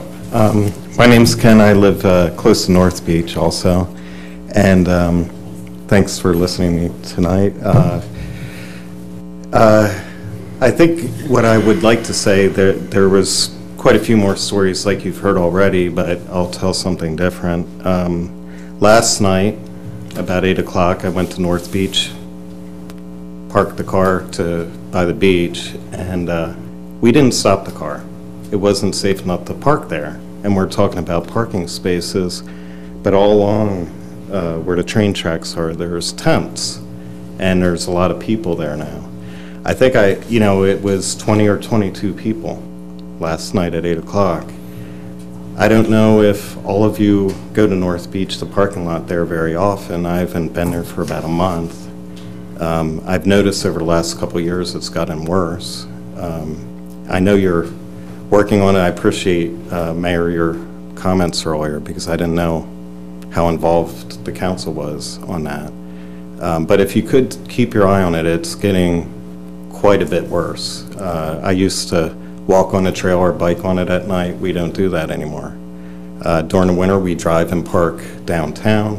When the shuttle's running, we take that. And until it clears up, I don't see us going down there anymore. So thank you. Thank you. Next, we have Susan Smith, and then our last speaker will be Christian. I will be speaking.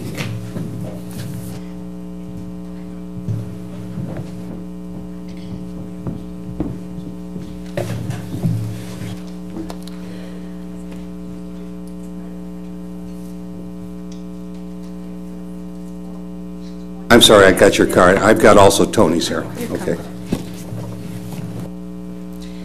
Thank you, council members, for having us here today and letting us participate. I've learned a lot in this session. This is my first time at a city council meeting. I moved here from San Diego a couple of years ago. I'm also a resident just west or east of North Beach, just right up the hill up at Sea Summit. And I also want to give a shout out. Some of the officers left, but I want to thank the officers as well for dealing with the homeless problem, because they will be the first to tell you that it's not easy and it's also not safe, which brings me to my issue. The homeless issue is something that you hear a lot of things about, but one thing that we need to discuss is our public safety. And I'll just share a different story with you. One morning walking the trails, I'll share several actually. One morning while walking the trails, I entered the restroom, doing my normal thing. You go into the restroom, it should be nice. They're brand new bathrooms, Pico Park. They were built just a few years ago. I walked into the restroom unknowingly. I opened a stall and there were feces all over the wall, a woman with a needle that chased me out of the restroom. I no longer go to the restrooms by myself or unless it's an emergency, because it is a safety issue. Walking down by the benches, if you encounter any homeless person, you better not look anywhere near them, because they will verbally assault you. 4-year-old child, doesn't matter. They're going to get verbally assaulted, and they're going to leave crying and not understand why someone with a mental illness just verbally attacked them, wondering why that child is staring at them or looking at them in a manner that this mentally ill homeless person feels is inappropriate. You're talking about, I'll tell you another personal story. I have primary family member who is homeless. He goes in and out of the system, and he's part of the Orange County Mental Health Services. So I can be the first person to tell you that they are unsafe. I can tell you stories about my family member being picked up in Orange County for pulling a knife on a person because they wanted to steal their bike. It is not a matter of if, something is going to happen, whether it's a stabbing, whether people are already being verbally assaulted. Physical assault's next. I can tell you, if I had not left that bathroom that morning, I would have been assaulted. Would I have had a needle stuck in me? I don't know. Does anybody want to try that? No. These are our public places. This is our community, and it's for safety. So I appreciate that you guys are working on it. Please make it another priority. And then a last thing, if I may, I'm so thrilled that this North Beach area has been designated an investment area. I have been in commercial real estate for numbers of years, and I can be the first person to tell you that without a shadow of a doubt, when you have these kind of issues, it's very difficult to get investment dollars anywhere near these kind of problems. And if we don't clean it up, not only are we going to have a safety problem, we're not going to have the access to the money to invest into these buildings that can be turned around and make our community nice. You need to wrap it up. Thank you very much.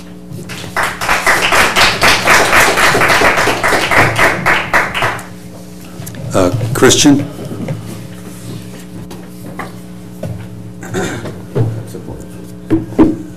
Good evening, members. My name is Christian Kaleo, and I'm a resident of San Clemente. This is my first city council meeting, so I'm still kind of trying to get the hang of how everything works. I wasn't planning on speaking tonight until I heard the proposition to change the hours of the Cabrillo lot, which got me nervous because I live in the Hotel San Clemente building on Del Mar. And myself, along with many other residents in the building, use the 24-hour and 3-hour lots to park our vehicles in. Unfortunately, the building's private lot only has maybe 24 spots that fill up quickly, so we are forced to either park on the street or in the lots. I am weary to park on the street because, as Councilmember Ward stated, there is a frequent amount of hit and runs. There are also no parking signs from 2 a.m. to 5 a.m. along Avenida Cabrillo, which make overnight parking very difficult. I do have the city-issued parking pass, which allows me to park overnight in the 3-hour lots, but during the day, I'm forced to move my car every 3 hours or be issued a ticket from parking enforcement.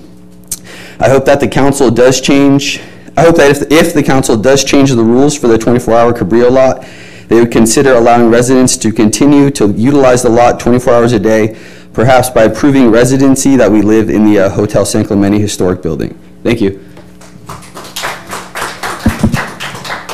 I'm going to read the rules on oral communication one more time. Members of the audience who wish to address council on matters that are within the jurisdiction of the City of San Clemente, but not separately listed on the agenda, may do so during oral communications portion of the meeting. A total time limitation of 30 minutes will be allocated for oral communications part 1, with each speaker being allotted 3 minutes in which to give his or her presentation. Speaker order is determined by the order in which speaker cards are provided to the city clerk or deputy city clerk at the meeting. Speakers that cannot be accommodated during oral communications part 1 will be invited to address council during oral communications part 2, which appears on the agenda as item number 10. And then it says, when you call your name, please step to the podium, state your name and city in which you reside, and make your presentation. Subject to very limited exceptions, council is not permitted to discuss or take action on items that do not appear on the agenda.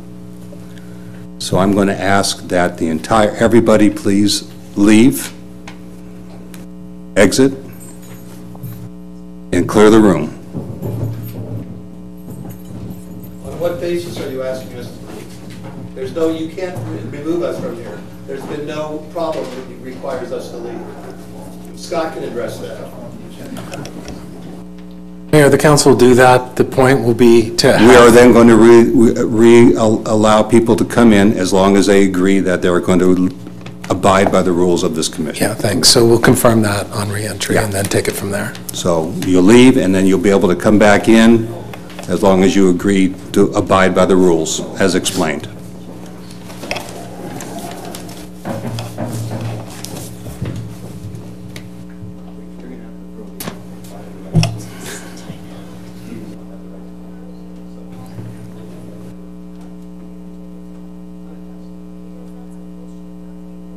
Okay, Chief, if you stand by the door and just let everyone that comes in, as long as they say they will abide by the rules of the City Council.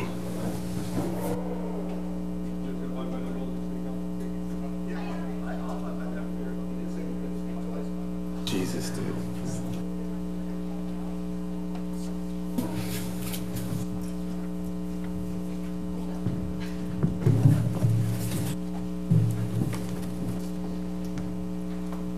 Thank you, Chief. Our last speaker is Tony Robolino. I will be speaking, Steve. You didn't read any rule that said I couldn't. Sir, would you please escort this man out? I didn't do He's anything. interrupting my meeting. He's out of order. He can leave. You said I had to comply with the rules, I will. I can't be removed. He still has to warn me before he asks me to remove.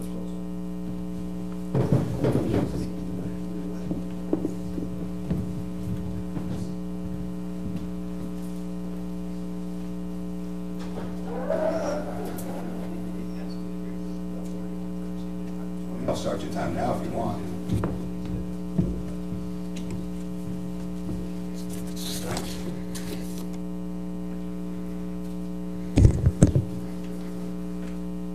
I thought we had this woman on years ago. I remember her name. Kathy Ward, who's on the city council and explained in an email, we've actually worked on the issue a great deal. The Orange County sheriffs have stopped and refused to uphold our ordinances, and has caused a few tents to take up residency. We're working on solutions. She writes, our council cares very much about the situation. It wasn't until the sheriffs wussed out on us that our program stopped working.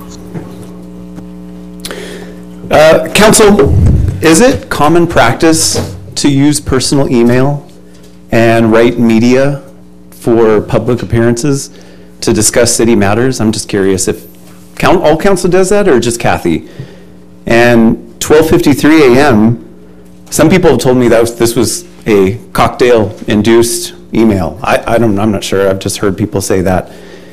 And last time we had a speaker mention that wussy is actually slang for pussy. So, Kathy, is really how you feel about the sheriff's department is that they're a bunch of pussies? I would suspect... Again, I'm going to ask you to leave. If you don't, you can address the council. You don't address one council member. Those are the rules. Is this common practice for council to reference the sheriff's department as a bunch of pussies? I think that the sheriffs warrant an apology, a public apology, from said council member Kathy Ward, who referenced the sheriffs as a bunch of pussies. It's in your email. And if you have a clarification, make a statement.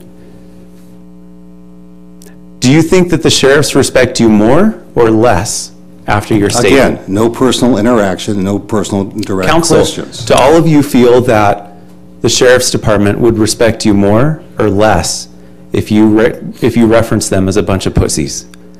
What would happen if the sheriffs did enforce the anti-camping ordinance? Scott, could you weigh in on this? What would happen? No direct questions to anybody on this dais. What would happen if we went ahead and enforced the anti-camping ordinances? I think that we'd probably be sued into oblivion. So, Kathy, please make a public apology. Thank you.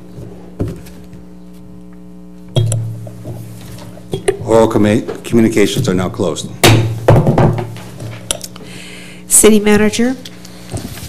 Yeah, I just wanted to highlight a few different things. A few months ago, we started a project to paint the police station. That's going to begin on April 29th, with carpeting to begin in early May after the paint's done.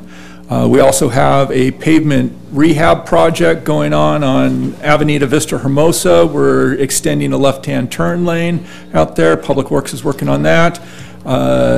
We have our proposed budget is being finished up right now. Then we'll start having departmental meetings going over the budgets, bring that back to the council for discussions in May. Bill Hart and Ken Nielsen took my thunder on the beach cleanup issue. 250 Marines, great job.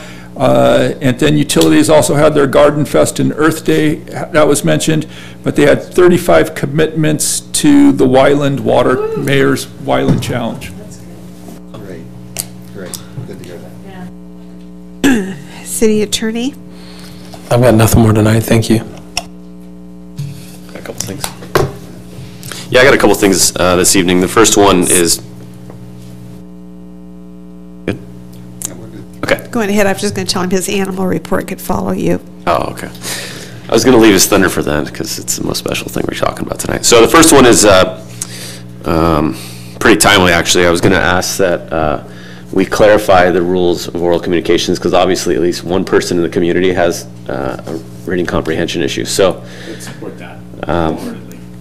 It says very clearly to me that you get 1 3-minute opportunity, but obviously someone out there has an issue with that. So let's clarify it. Scott, if you could have your staff look at how to clarify it. We'll just bring back the policy that says 3 minutes and say it and clarify. 3 minutes. I just think in the oral communications that we say where it says 3 minutes per person, that we need to say that it's 3 minutes, whether you talk in part 1 or part 2, it's a total of 3 minutes. Yeah. Yeah. The next one is I'm hoping that under Councilmember Adams or whatever staff deems appropriate, we discuss SB 584, and it's a bill that Laguna Beach is bringing forth. It's a wildfire bill in terms of overhead power lines and fires caused by overhead power lines. So they're looking for support from 584.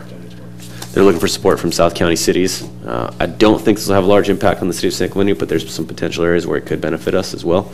So either way, I'd like to bring it back from staff. We could all go through it together and make sure it's something we support. And if we do, then we send a letter. And then finally, I just want to commend my fellow council members that are still here for acting in a civil manner and actually discussing things as adults and not getting up when they're frustrated and leave, because I feel that's the worst way that we can represent the people who elected us to city councils, to not have your voice heard at city council. So thank you. Yes.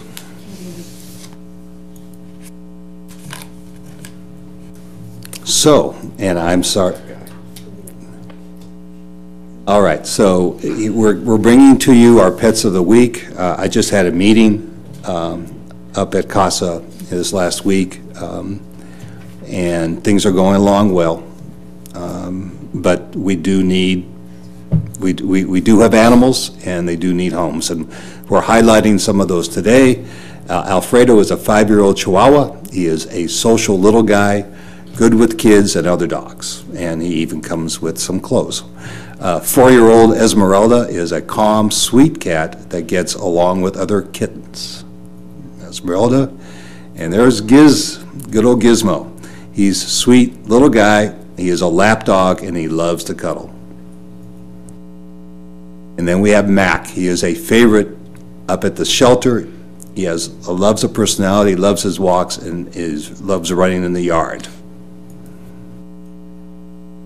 So this is to let everybody know you have an opportunity to get low-cost vaccines on May 8th at the clinic. You can call the shelter at 949-492-1617 in regards to what's going on, but you have an opportunity to go up there and get your dogs vaccinated as well as chipped, and the rabies vaccines are free. So as long as you have a license, you're able to do that. And so go up or give them a call, and please take care of your animals. That's actually amazing that the vaccine is free. Yes. I'm hoping that the public will take advantage of this. I didn't realize it was free. I've actually gone up and had the Bordetella, and I think the rabies also, but the savings for these shots is incredible, and the vets could not be nicer. Yes. So it's a great opportunity. Okay. Dan. So Chris stole my thunder because I was going to suggest as well that we do clarification of the oral communications, so support Chris on that. As frustrated I think as we get on the dais about folks who don't know what we're doing and what we're doing behind the scenes and what we've been doing with our spare time, as little as it is. I understand the frustration to want to shut things down from the dais. I just caution us, as Chris said, being respectful to everyone, showing a certain amount of decorum. Hopefully people will take the example and reciprocate. But I think we should always err on the side of letting people say their piece, even if it's repetitive or second time. So I'll just throw that out there. You should do that. One other thing, we got a letter this week from Stephanie Sekich-Quinn from Surfrider. One of the things that, first of all, I don't think this council is trying to put any roads anywhere in the park. We don't build roads. So I think we've been repeatedly pretty steadfast in our position there. And, I would invite all of those organizations, and I'll respond to them as well, to support Bill Bro's bill, AB 1273, which would help everyone. My reading of the settlement agreement is that they're not prohibited from supporting that bill. And I think if everyone got on board with that and supported that bill, we would all be a lot happier in the end. So if they're watching, I would invite them to join forces with us on AB 1273, write letters of support, go to Sacramento, use their vast lobbying power to help us out, and we'll all be happier for it. Thank you. Kathy, anything? No. Move that we adjourn to the next regular council meeting, which will be held on May 7, 2019. The council chambers located at 100 Avenue, Presidio, San Clemente, California. Closed session items will be considered at 5 p.m. The regular business meeting will commence at 6 p.m. Second? Is there a second? Motion made by Council Member Ham, seconded by Mayor Pro Tem Bain. All in favor? Aye. It carries 4-0 with Council Member Ferguson having departed.